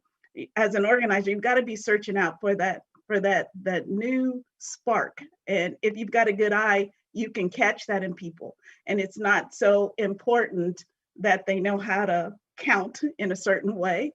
Sometimes it's about how we learned, especially how I learned culturally as a dancer early on, was by sight or by scatting or whatever there is, So I think that's sort of important. We've created opportunities for bands. I know here in Houston, like we brought in people like Kermit Ruffins and from New Orleans, and band leaders that you probably wouldn't think of, that's not just a certain level of the just the bands that are out there, so I'm open to that. I'm open to finding new bands. I had to go all the way to Paris to see Charles Turner. And I guess I could have went to New York, but he was playing there. But I was also there to see other dancers because I wanted to see dancers outside of the US, and maybe some dancers that hadn't been on the scene. I did see some people, it was the first time I saw Helena. I saw some other people that I've got in the pocket to kind of invite, the pandemic happened, so that's not, necessarily worked out yet. But we've hired Charles Turner for ILHC. And I think you just have to be open to keep going out there and broaden your hiring practices. And Tina, and let's just take a quick moment to talk about the bands, because I know that there's like a gap. Like I know we've identified the concern, which is we are looking for more representation as it relates to bands and the music, but many organizers have said to us that there's challenges in doing that. So there is a bit of a gap, and I know we're all kind of talking about how to bridge that gap. You, Michael, you want to share some of your feelings on that? Sure. I'll jump in, and I'm sure Tina has a lot to say about it as well. I think my starting point for that conversation is just speaking as a musician, I really want to make sure I'm always underlying the cultural importance of those historical Black swing artists and their craft and like the specifics of what they did. To me, we study Whitey's Lindy Hoppers and we study Harvest Moon Ball footage, and we watch Spirit Moves, and we care about that stuff. We care about how they danced. We care about who they were. Like that is, that's not something we're looking to stick in a museum and let sit there. Like we dig that. That's why we're here. And to me, the musical side of that is just as important. So like arrangers like Fletcher Henderson and Edgar Sampson, who arranged for Chick Webb, pianists like Count Basie and Duke Ellington, too many horn players, the list, Lester Young, Ben Webster, Sweets Edison, they're all as important as Whitey's Lindy Hoppers. So for me, like the mission is always like yes, people doing the thing now are like, that's what we make the event out of. But I always am going to be pointed back towards those artists, because again, like it all started with the music. Those were the people that got Lindy Hop to exist. They inspired it into existence. So I'm always going to be pointed back there. Now, when it comes to like the institutional challenges of like, finding more Black musicians, there's, gosh, we could do 3 hours on that and we still wouldn't scratch the surface on the importance of it. But, Tina, we were talking in a recent conversation, and a lot of the people here on the panel were present for that, about it's just like Tina was saying about going out and meeting people and forming those relationships. You can't just do a Google search, and you can't just rely on what everybody else is doing. You have to meet people. You have to go to their shows. And, if you like a musician, if you find a Black musician that's speaking to you and doing something that you love, like go to their show, buy their records, figure out who are the people that they're hiring in their band, and do you also like them. Like these networks actually already exist, but like there's just very overlap with the white swing community. So there is just an enormous backlog in that process of us going to them and making those connections and relationships. I know you've got many thoughts on this one. Yeah, and it's just like, how we have to have representation with the instructors, we have to have representation with the bands as well. And it is just like Michael's saying, we've got to start reaching out. I have to take it personally and do that myself as an organizer, and not just as a Black person, but as an organizer, period. If we're saying that the music comes first, and then that representation should be there as well. There are some challenges to that. Culture, and I'm just gonna throw out a couple of things that I've experienced. Like they're probably, if they're really good musicians, they're probably going to be pretty expensive. We tried to do that for Norma 100, where we tried to hire the Count Basie band, and it was $25,000, and there's just no way we could do that. But we had to do what we could to honor Norma in the way that we could, and whether that was with singers or things like that. There's also going to be a difference there. There are cultural differences that they may not even tell you. Like I can say, so we have this, as an organizer, you have this thing where you put two people in a room. I can tell you right now, for a Black man of a certain age, that is not going to happen. So your costs may increase when you're talking about hotel expenses. So you have to look at these things and adjust your budgets and think of things that culturally, well, okay, well, you can't just say, well, okay, that person's way too expensive. And, you try and do what you can, even if it's a small thing, but representation does definitely matter. I appreciate you saying that, Tina. And I know you've shared with us your challenges as an organizer, but then also with all the other hats that you have, and that elders have come to you and have had very specific personal requests for you that you have had to honor. And I know finding Black band members is challenging and difficult for just the first reason you said, financially. So I want to push this out to the community, that if there's anyone out there listening to this and you have resources for Black musicians, maybe we got to pay a little bit more money right now, but that will start to level out. Sometimes you have to take an extra effort until things start balancing. So anyone who has any resources of Black musicians out there, up and coming, good, great, please share that. Email the Black Lindy Hoppers Fund. It's one of the reasons why we're asking for support. We're asking for resources. We're asking for dollars, volunteering, because now we have an organization and that we can really start creating positive change in this scene. And I just wanted to take one more moment to honor both of you, because I know you've been in this scene a long time creating positive change. And unfortunately, the ones that are doing the positive change tend to get the highest level of criticism. I don't know what it is, but the ones that are doing the work always get the biggest hits, and they're working for the cause. So I want to thank you both for being on here. And I'm going to transition to another video.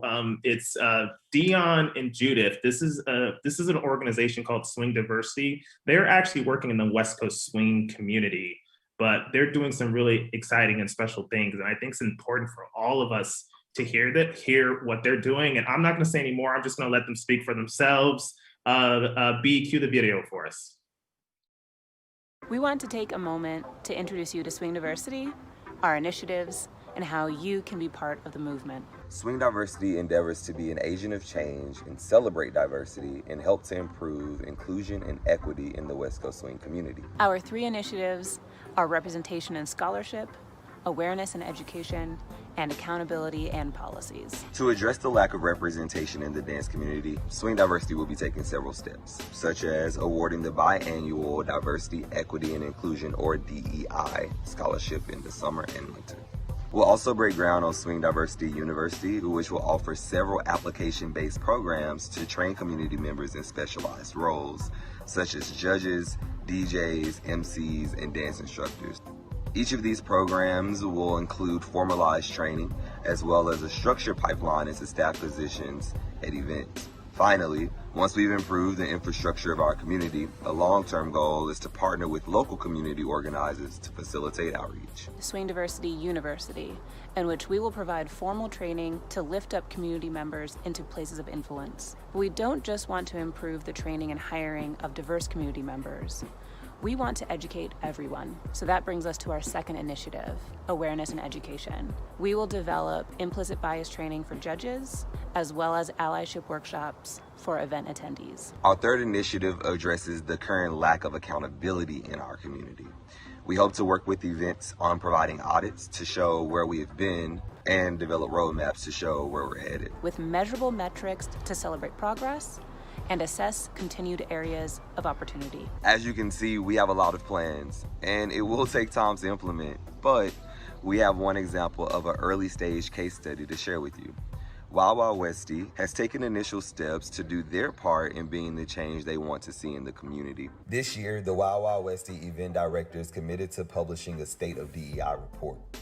In the report, you will find Wawa Westie's approach to DEI, including a page dedicated to empirical data and statistics. This data and the analysis derived from it gives us a quantifiable snapshot of where we are now while adding historical context. Arguably, this is the most important tool we have in benchmarking, goal setting, and accountability to date. This type of transparency from an event, I hope, becomes the norm. not because it's punitive or cumbersome, but because we care enough about the community to be transparent and real with one another about where we actually are. If you're an event director that wants to improve inclusivity at your event, Swing Diversity is available for partnership. Send us an email with your event name in the subject line. We would love to hear from you. Follow our Facebook page and fill out the survey to tell us what you want to see in our community. We'll also be opening up board member applications in August. Change isn't just coming, change is here. Swing Diversity is willing to lead the charge, and we need people like you. And we hope that you'll roll up your sleeves and get to work with us. Thanks for watching. We'll see you on the dance floor.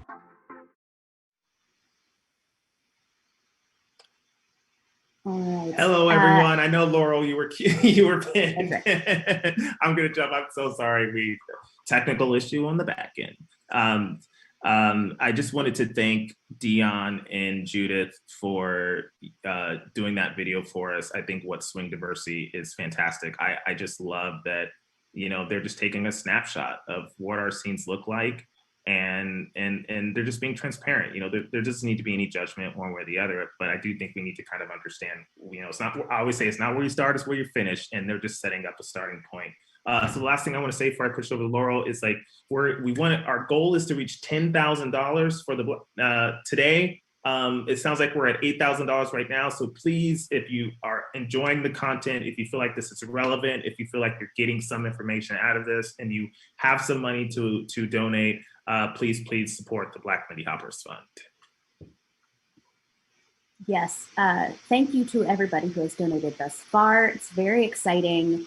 You heard Tina and Michael. I mean, it is important to pay Black artists for their time and expertise, and to provide accessibility and opportunities for our up-and-coming Black dancers and other Indigenous and people of color in our communities. So thank you again, and thank you to our future donors, those who are watching right now. The links are in the chats. I also want to thank everybody for sticking with us. I know this has been a very dense program and we are running over time, shocking, but we really appreciate those of you who are sticking around and then who are going to share this with your own communities, because there's so much good information from these panelists. And speaking of good information, we have Dr. Yonna, who is going to, she's our professional specialist in equity in hiring. So we've been talking about hiring. There's nobody better person to talk about this who can bridge both the corporate world and swing dancing. So take it away, Yon. Well, thank you so much. And I feel like I've been in a master's class for the last hour and 45 minutes. So I really appreciate everyone's insights and input into this important topic. And I have been dancing in Lindy Hop since 1999. So I do have that connection to the community. So it's really, I feel honored to be here. And the couple of things I wanted to touch on is around, what can you do as a dance community leader, as a scene leader, as a promoter, as a dancer, because you saw the great work that Dion and Judith is doing from the Swing Diversity video. It's a lot of programs, right? And you may be, all of these great things that we all talked about here today, it might be swarming in your head about where do I start?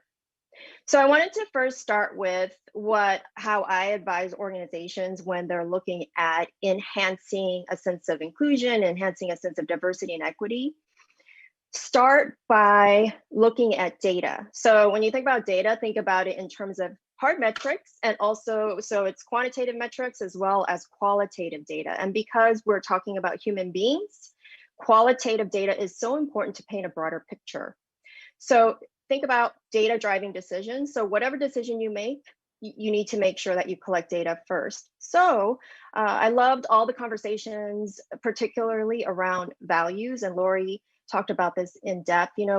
So starting first with what are the values of your event or venue, and why that piece is important because you're talking about organizational culture. The venues and the events, you have a culture. And when someone steps into your particular venue, they will get a look or they'll feel what it's like to be part of that culture. They may feel like, I don't want to be part of that, or I want to be part of that. So thinking about what that value is, that is sort of the kind of the North Star for where you want to go in terms of enhancing DEI in the dance community. So then do exactly what Dion and Judith talked about, which is taking a snapshot. So a diversity snapshot of your demographics in terms of not just gender identification, but race, ethnicity, even generational differences. I think that's also an important piece. There are older dancers, there are younger dancers. You know, we have a multi-generational dance force, so to speak. So think about that as well. Style differences too. Consider that. You know, when I first started dancing, I've heard, okay, this person is a salsa dancer, so they're not going to be a good Lindy Hopper. You know, there are all these different, and no offense to salsa dancers, right? It's like, where did that even come from? So keeping that in mind, I think, is important in terms of all of the different dimensions of diversity. You have to speak the right language when you are doing any kind of survey as it relates to DEI. And we have actually a link to the diversity style guide, and that will be in the chat. And what that is it's a guide that's, it's a curated guide by reputable sources. And it has over 700 proper terminology and appropriate use of language as it relates to DEI. So this is a great kind of resource for all of you to think about. If you are creating a survey to take that snapshot, how do you even categorize certain groups in terms of their race or ethnicity? What is the proper terminology? This guide in particular gets updated on a regular basis because DEI is a constantly evolving concept. So you have to keep up with it, right? So I think the last time this guide was updated was January of 2021. So it's pretty in-depth and also relevant. The other piece, so once you've taken that diversity snapshot, the next thing you want to think about is, you know, survey the environment, especially if you are looking to reopen the dance floors. What's happening in the corporate environment is that, you know, lots of, I mean, as you probably know, employers are looking to return to the office. It's not return to work, they've been working. So they're returning back to the office, and they're looking for ways to understand what it's going to take for the employees to return back to the office in a safe and efficient manner. So think about that concept and applying it to opening up the dance floor. You know, do a quick survey, and it could be a very quick pulse survey with simple questions around the topic of inclusion and belonging. So some questions that you can ask are, you know, do you feel safe emotionally and physically? Do you feel included in this particular venue? If you are a dancer of this particular venue and you've been dancing at that venue for a long time, do you feel like you could bring your whole self as a dancer? And what do I want from this venue? So you're asking these questions that are around inclusion because inclusion leads to people feeling like a sense of belonging. And you don't know what people need until you ask. I know it's stating the obvious, but I think sometimes we try to go to what's the best practice, what's that solution, what's that magic potion, but that doesn't exist in kind of this entirety. You have to actually collect the data to inform what that solution is going to be. And the other piece too is, you know, just don't be, and Lori talked about this, you know, you're going to make mistakes along the way, right? You will offend dancers, you will offend prospective dancers, you will offend the community. That happens. And what you want to think about is it's important to recognize that you've made an offense, acknowledge it, apologize, and then keep moving forward and learn from that mistake. That piece is so important. And as you know, to use a dance analogy, you know, dance is a two-way street, right? So for dancers who are re-entering or wanting to enter, the other piece is around just having compassion and a sense of empathy for those who are creating these scenes. And don't point the finger when something goes not exactly the way you want it to go, bring it up to someone who's maybe running the venue and bring it up as feedback rather than here's a criticism about how you're doing things. So it is a two-way dialogue, and that's what's going to help us to create more inclusive environments where, as you think about extending the dance scene to other groups of underrepresented dancers, ultimately, they're going to see and feel what you're presenting, and they're going to either feel like I want to be part of it or not. And think about this whole dancer's journey. We talk about the employee life cycle in organizations, but think about the dancer's journey. You enter the scene. How does it look and feel?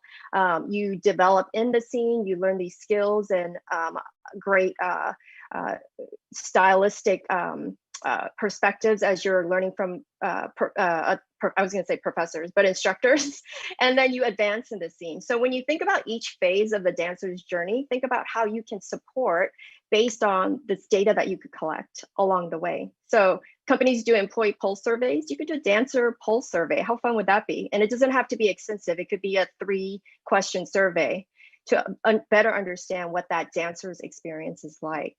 So I'm going to pause there for a minute because I think that was a lot of information.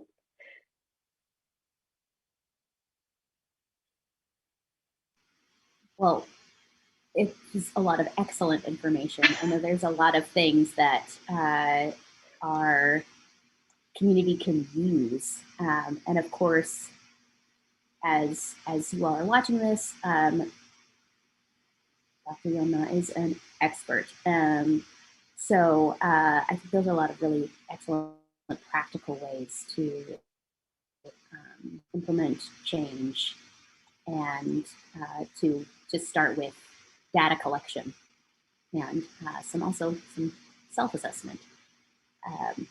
So I want to talk a little bit about, Dr.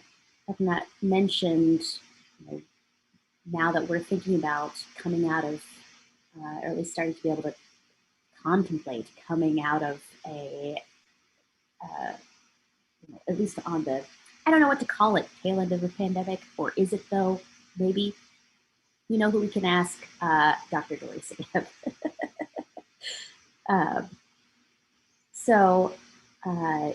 Dory, I mean, you said your credentials at the top, but if you would like to reintroduce yourself to anybody who has joined us since then, could you tell us a little bit about yourself?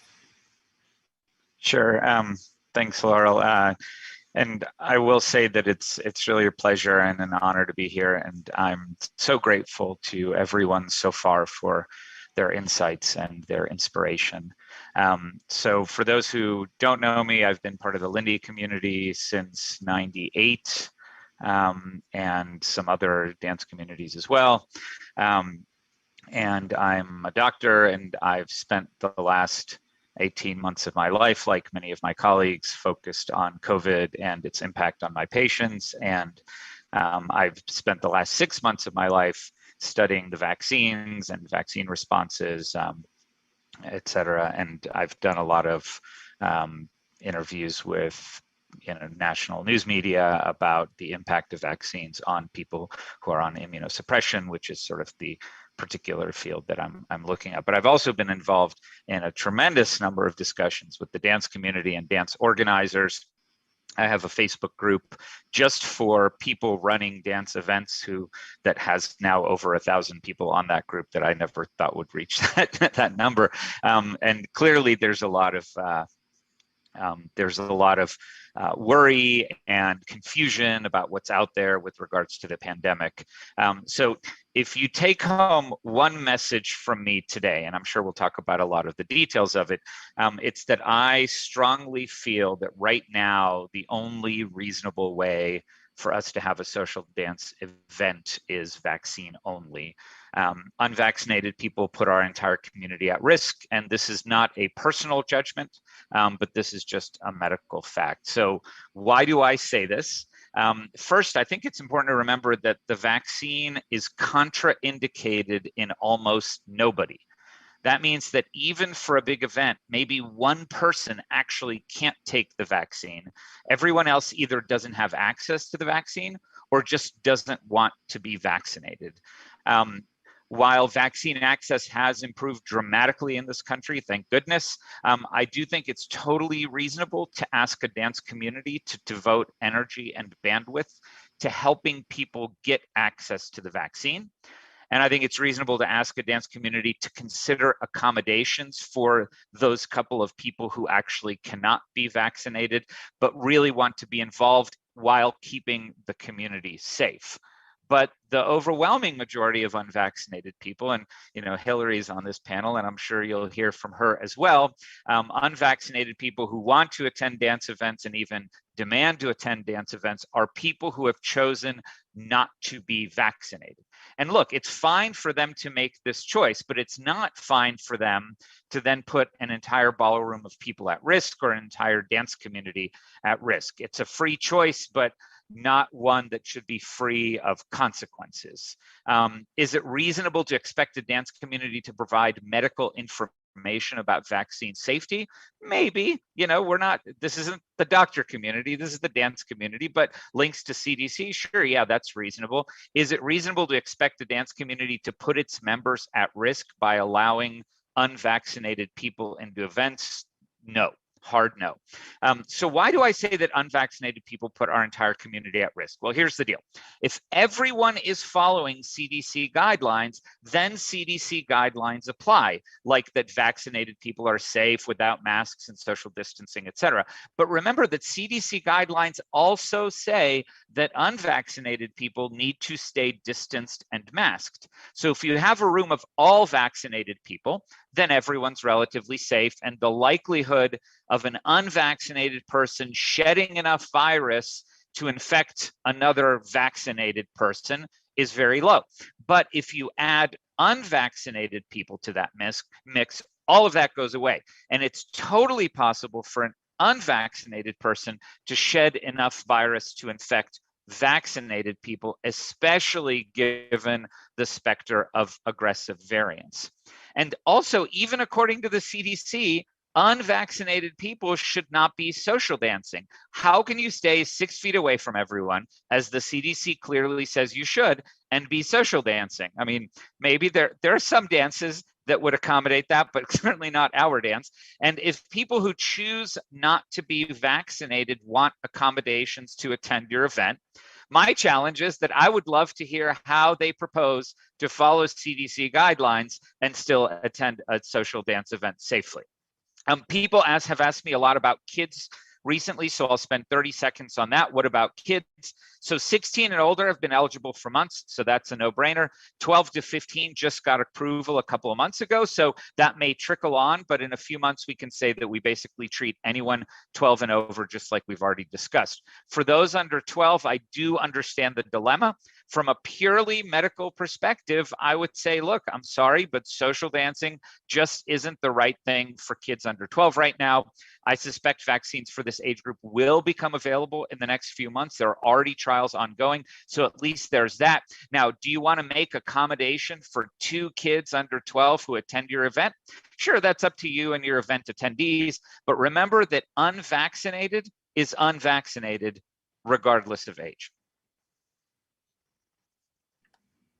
All right, thank you so much. And as Dr.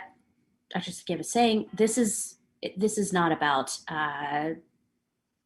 individuals as it's a personal judgment. We're coming from a medical perspective and from a group safety and longevity perspective.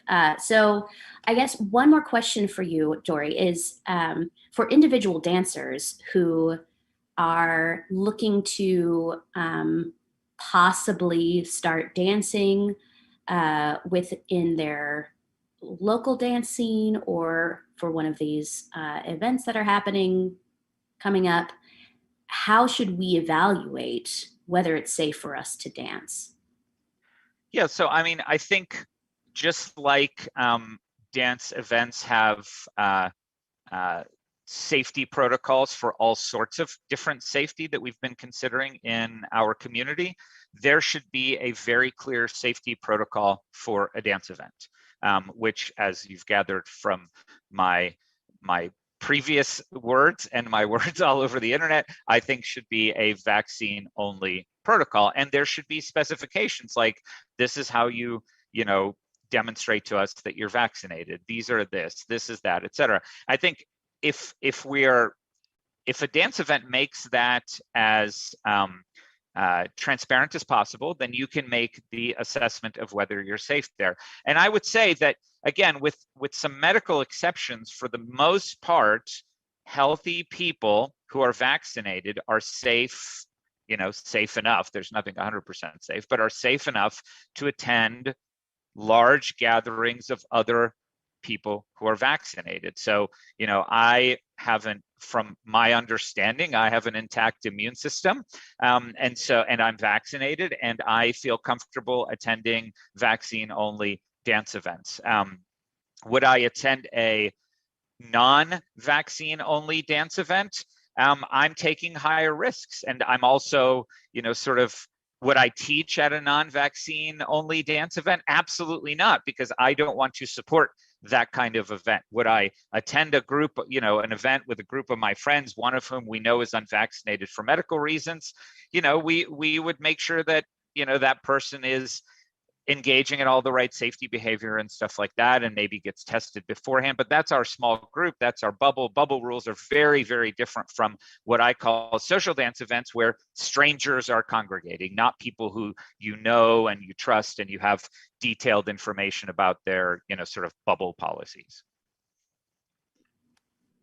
And so we're hearing about these variants. I know you briefly mentioned them. But like the first big one that came across the scene was the UK variant, and then I think it was perhaps the South Africa, maybe they call it Johannesburg. I don't know, you're the epidemiologist. And now we're looking at the Delta variant. And so just to give a little bit more perspective on how this, or could you give a little bit more perspective on how the variants affect our policies and procedures as far as vaccine-only events versus non-vaccine-only events go? Yeah, so the specter of the variants looms large, and this is even more reason why we need events that are vaccine only. We will have more variants. Fortunately, they stopped naming them after blaming the countries where they came from and started naming them by more medical terms. But, the Delta variant is one that's been in the news a lot, and that's a highly infectious variant that, again, like I said, you put a few unvaccinated people into a room of vaccinated people, you completely change the math of the safety of that room. Right now, from what we know, vaccinated people have protection from even the variants. They may not have the unbelievable protection that they have from the native strains of the virus, but they certainly have protection, at least from what we know, from all of the variants that are going around. And then again, you put vaccinated people with vaccinated people, the likelihood that you're going to spread even these current variants that we have available is low. And there will be new variants and there will be boosters. And that's the other reason, like, our scene needs to get used to the fact that if we are going to social dance, if we're going to partake in a thing where we interact with 1,500 of the greatest strangers in the entire world, dancing to the best music in the entire world in an indoor ballroom where everybody's hugging everybody and everybody's touching everybody, we need to be vaccinated, and we need to keep being vaccinated when there are variant boosters to come out, et cetera, et cetera. That's us saying we care enough about this community to do that. I must say that the thing that worries me even more about an unvaccinated person wanting to attend a social dance event is I'm more worried not just that they're unvaccinated, but that they're sending this message that I refuse to be vaccinated, yet I still expect to interact with all of these people in a social dance event. Again, for people that have medical exceptions to this, there can be rare accommodations made. There are ways to make sure that somebody can participate in a safe way if they really care about the community, they really want to work with the organizers, et cetera. But the overwhelming majority, there are people who just don't want to get vaccinated, and that's fine, but don't then expect to interact in a community like this and put the community at risk. And I know that you did a town hall with the Wild Wild Westy community, and to quote your own words, for the people who are not being vaccinated for whatever reason, perhaps this 2021 isn't your year. Your time will come. It's just not yet. So thank you so much for that perspective. Now, a lot of these event policies that we're putting into place, these are new for our event organizers. So I want to throw it over to Hillary Alexander to tell us a little bit about what it has been like to be one of the first events that's coming back. I know you're going vaccine only. What has it been like to just try and put some of these safety procedures into place, Hillary? Well, first of all, I want to thank Dory for all of his guidance. I definitely would not have even attempted to run an event this year if I didn't have a medical person giving guidance. So thank you for for all the late night Facebook message chats. It's been very helpful.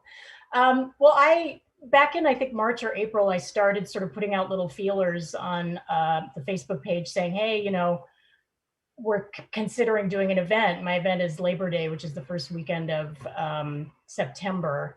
So I started putting out little feelers like, we're going to wait and see and watch and see how our United States vaccine rollout goes and how our numbers go, what the global picture looks like. And then we'll make a determination if we can have this event and under what circumstances. I also had to work with the hotel, obviously. I'm at the Marriott here in Los Angeles, and they're kind of partners in all of this because they have their own regulations and their own state guidance that they have to follow. But it became clear as our vaccine ramp up was going really well in April and May that a vaccine only event could be actually feasible, and it did seem like that was what the majority of Lindy Hoppers wanted. So I opened for registration on June 1st, and I did receive, I'm not going to say a lot, but a certain amount of pushback from people objecting to the policy of vaccine only. And I will add that I do offer a medical waiver for those who cannot receive the vaccine. And even with that, it just wasn't enough for some people. The words discrimination were being thrown around, and authoritarian and things like that. And it was a tiny, very vocal minority. And I was interested to see how this would play out as far as the actual registration. And as of now, the unvaccinated people are like 0.5% of the attendees. And it's really only the 3 people that had already reached out to me saying, look, this is my situation. I have a medical note. I test all the time. I'll test before I come to the event. And that's it. And we're trying to do this as safely as possible. And the people that are coming who are unvaccinated are very responsible people. I know them personally. We do require a negative test 48 hours before attending. I'm pretty sure some, if not all of them, will prefer to be masked for the weekend, especially with Delta going around. So, we're really doing our best to do this event as safely and responsibly as possible. And I know that we've had some questions. I'll just say quickly to our chat. There have been some questions that have been asked within the chat, and I know we couldn't quite get to you all again. We are running over. Thank you for staying with us. But so Hillary, I wanted to ask for you, what do you feel that, or in your experience, what do you think attendees need to hear to from an organizer's perspective to just make it very clear, these are our policies, what kind of language are you using, what are these exemptions versus considerations, how does that work for you as an organizer? Well, I mean, I'm trying to communicate as effectively as possible. There's so many places that you need to have information, and I feel like I'm always one step behind. Like, okay, it needs to be on Facebook, it needs to be on the registration form itself, it needs to be on the front page of your website, it needs to be in the frequently asked questions. And every day I'm reminded of yet another COVID-related policy thing that, I forgot to put that here. I just brought on a medical, officer, registered nurse who's going to be helping us with, emergency medical situations, COVID-related and not. I put him on the website, Sam Chan, and I'm kind of adding as I go and as I remember, like, okay, they need to know about this and they need to know about this, and also with the understanding that over the next 2 months things will change. Some policies may change. We may have to get stricter on certain things. And I'm hoping that people will just go with me on that. I don't know what the masking requirements will be in LA County for, large indoor events at that point. If Delta starts to really take a hold, that information may change. So, we're trying to be as transparent and communicative as possible. I know that people, they need to have faith in the organizer that they will keep them safe. And this is a massive responsibility, and I do not take it lightly. And I also understand, and I hope everybody understands, that there's no way to make anything 100% safe, despite your best efforts. We're in a very scary time, and I understand that people just won't feel safe dancing this year at all. For some people, that's, something they're just not comfortable with, and I completely respect that. But I did want to offer this. I think we all need a little joy also. So for people who do feel safe, I am offering this as I'm making this as safe as I can. I hope people will come and have a great time and feel good. And I hope that they can trust me with their, with their safety for a weekend. Hillary, I want to thank you also. Many of us have been watching you from the background, not being the ones who are under fire. And we've been thanking you because we identify that you're just trying to do your best to try to make us all safe, and it's not something that's personal. So I want to thank you, Hillary and Dory, for jumping in. I know we're behind and we did an ambitious program, but I have a lot of compassion for the event organizers, and we're going to move into our mental health section right now. And I just want to make a quick statement, which is we got to have more compassion and grace. And let's just assume at this point for events that they have the good intentions when they're making those decisions. I think we should be starting to assume good intentions first. I'm going to go ahead and we're going to transition over to the mental health sections because I know we got to keep moving along. So let's just get to the next video and go, Brett. Thank you all. Everybody's living in fear. So that fear is real, and that fear creates trauma within us. And that trauma is something that it's really hard to process. And anytime, any second, that trauma can get triggered. And when you were talking earlier about microaggression, yeah, those are the little things that triggers all of our traumas. And when the person has trauma, it paralyzes a person. It makes them not wanting to be able to function, not able to think right. It creates anxiety. It creates a lot of negative thinking. Everything that we learn to suppress is coming up. So those fears becomes bigger.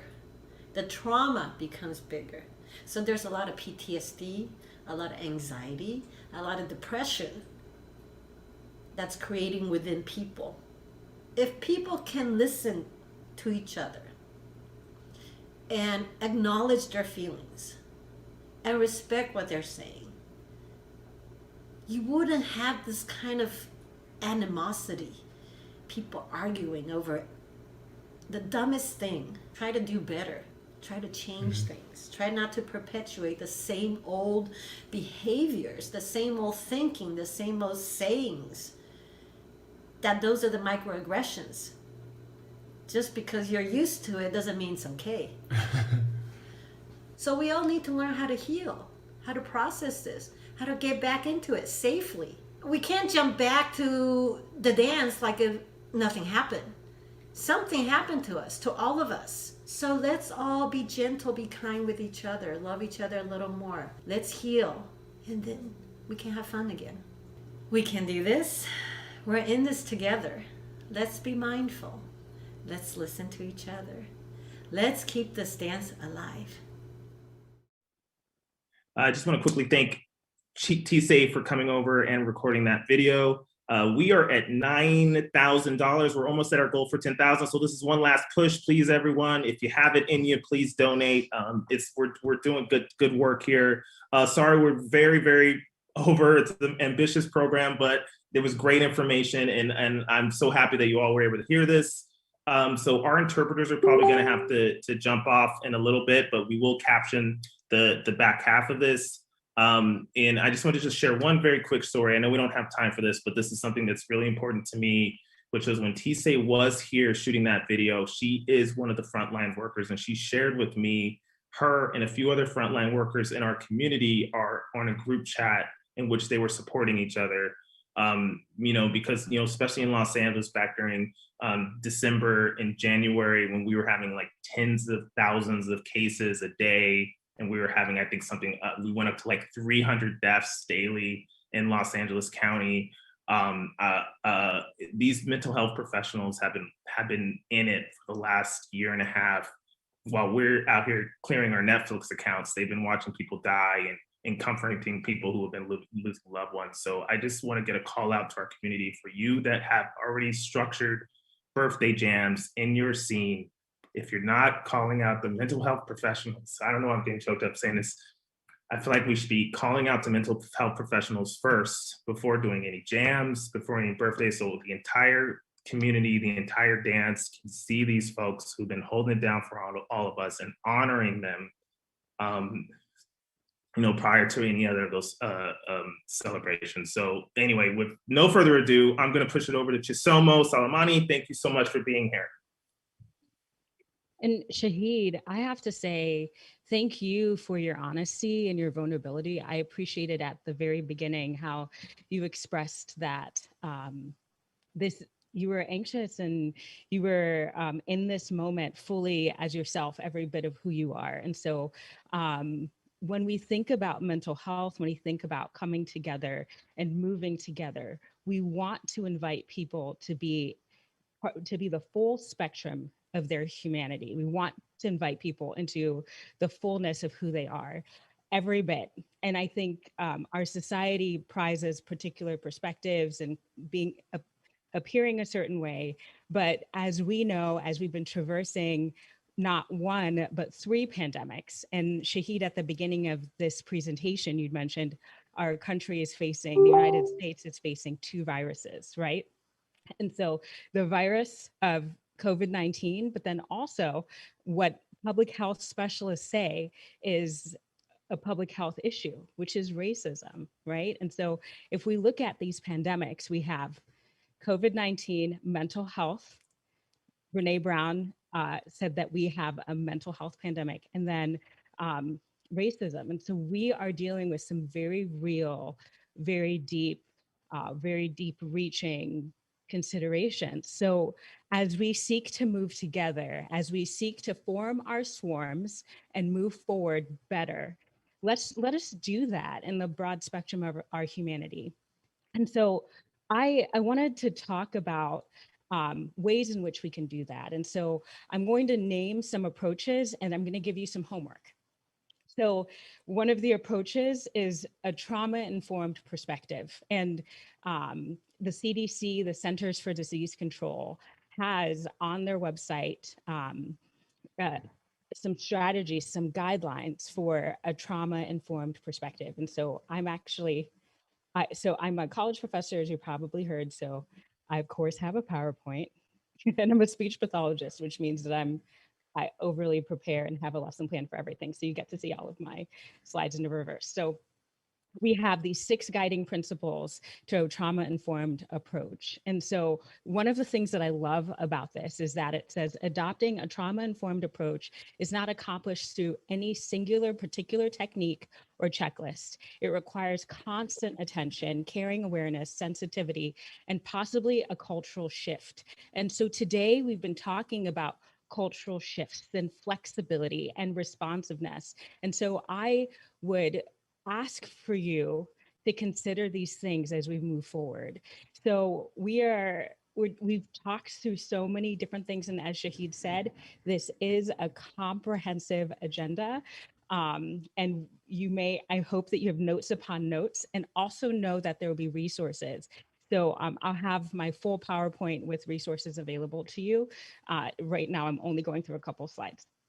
So as we move forward, I want to reinforce this idea. We talked about safety before. We may perceive ourselves as safe, or we may perceive our experiences as not that bad. So I mentioned we're kind of going through some things collectively throughout the world, throughout the United States, in our various scenes. But you might be thinking, you know what? It wasn't that bad for me. I actually had a pretty good year and a half. It's actually not that bad. I'm good, and I feel safe, and my environment is safe. So of course other people are safe. Well, safety, as somebody else had mentioned earlier today, safety cannot be defined from our own perspective. So we need to make sure that we're asking questions and doing things through collaboration and through community connection. And so I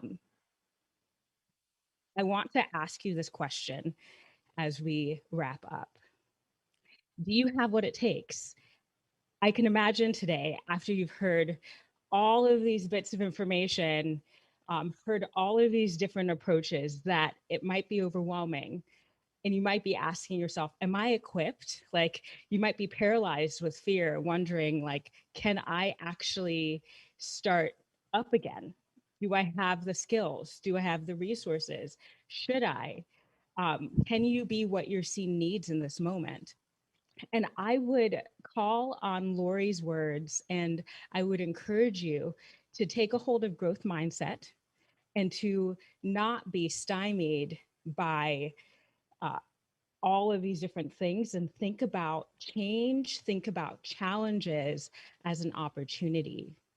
And so you might be like, that's great, that's really inspirational, thank you. But how do I do that? Well, I think the first step is in bravery, it's in courage. So Brene Brown says that what we need now are transformational leaders. And the ingredient that you need to be a transformational leader is courage. And we might think the word courage and think that courage happens in the absence of fear. All of us who deal with anxiety know. We do a lot, right? I deal with anxiety on a daily basis. Like I teach, I speak for a living. More often than not, I'm shaking as I'm doing so, or I'm experiencing anxious feelings. People who know me or have seen me many times are like often like confused or like, what? But we do things scared. We do things in the presence of fear. And so we don't need to get rid of fear. We need to manage it and make sure it doesn't go into panic, and see that in our communities as well. But courage, good courage, comes through vulnerability. And so the opposite of courage and the barrier to courage and courageous leadership is actually self-protection and not fear. So I think that's a really important thing to remember, is that if you are seeking to control and you're seeking to protect yourself, what are you missing? What are you, who is being harmed? And so oftentimes when we're anxious, we try to control things. When we don't understand things, we try to control things. We've learned this through coloniality, see, bringing it full circle. So once again, the number one key to transformational leaders is vulnerability. So as we move forward, let us celebrate, remember, and be. Let us celebrate the broad spectrum of our humanity and invite others to celebrate the full spectrum of their humanity. Let us remember that this is an imperfect journey. You're going to make mistakes. I don't like making a mistake. I try to say I'm not a type A person, but you can see by this PowerPoint that I've got some type A tendencies. So I don't like making mistakes, but we are going to make mistakes on this journey. And we have to first apologize and thank people when we're called out. I'm working on this. It's hard, but we can do hard things. And we need to let's be vulnerable and honest. Let's shift and pivot quickly. Let's see our moments of change and discomfort as opportunities. So I would invite you today to be brave. Let's be brave together. So as we close out this time, I want to bring our awareness to the founding president of my country, Zambia, Kenneth Kaunda. So Kenneth Kaunda just recently passed away. So this memory is really important to me. After we got independence from Britain, he recognized that we needed to move forward in unity, and he united 72 different tribes. Imagine that. 72 different tribes, 72 different languages, 72 different ways of being and doing and existing, and not saying that we all need to be the same at all, but he united us under the banner, One Zambia, One Nation. And Zambia and Malawi, in our independence struggle and in our independence success, have a uniting phrase, Tiende pamoja ndi mutima umo. And this is the spirit that I hope for us to move forward in. Tiende, let us walk together, pamoja, together, with one heart. Let us walk together with one heart. Though we are different, let's come together in community, reciprocal engagement, and connection.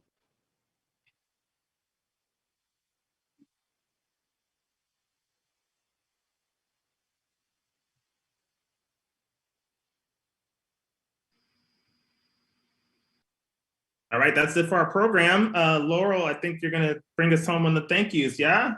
Let's do it. That's me. Thank you, Somo. Thank you, everyone. It's so powerful to hear from all of you and the different perspectives that you bring and your experiential knowledge and your institutional knowledge. Thank you to everybody who's been watching. Thank you to our donors. Thank you to our future donors. Again, those links are still in the chat. It is not too late to donate. I mean, it's never too late to donate to the Black Lindy Hoppers Fund and to support their incredible initiatives and programs. Thank you to them for partnering with us, to board members Tina Morales-Armstrong, Marie Njai, Latasha Barnes, and Julia Love for all the work that you're doing. And I just want to shout out to the behind the scenes crew who brought us this production, including Brett Dollenberg, Nick Williams, Melissa Marzigliano, and a special thanks to our ASL interpreters, Dion Harrell and Brandy Moody. You have helped us achieve an accessibility goal that is just speaks to our values as a community, and we're really appreciative of that. Thank you to the entire Move Together team who have volunteered their time for months to make everything happen. So that's Aisha Kasim, Dr. Ndiaye Kasim, Lance Powell, Lisa Powell-Graham, Nick Williams, Shashid Kasim, and Vicky Chan. Thank you, thank you, thank you. So all of the resources they are on the Move Together website, which is www, that stands for World Wide Web, movetogetherdance.org. So it's movetogetherdance.org. And if you would, for those of you who are participating today, just take 5 to 10 minutes, while you're, don't say, I'm going to say it anyway. While you're taking your bathroom break afterwards, just get your phone out and fill out a brief follow-up survey. or don't do it. Do it when you're not in the bathroom. Move on, Laurel. So we have a brief follow-up survey while it's all fresh in your mind. The link is in the chat. So your feedback is very important, and it'll also help us to learn more about the concrete action steps that you plan to take in your home scene to make it more diverse, inclusive, and help us connect you to resources in the future. And just thank you to everybody who has participated today. Thank you, thank you, thank you. Together, we can make it a better, kinder, more inclusive dance scene and spill out into a better, kinder world. Thanks, everyone.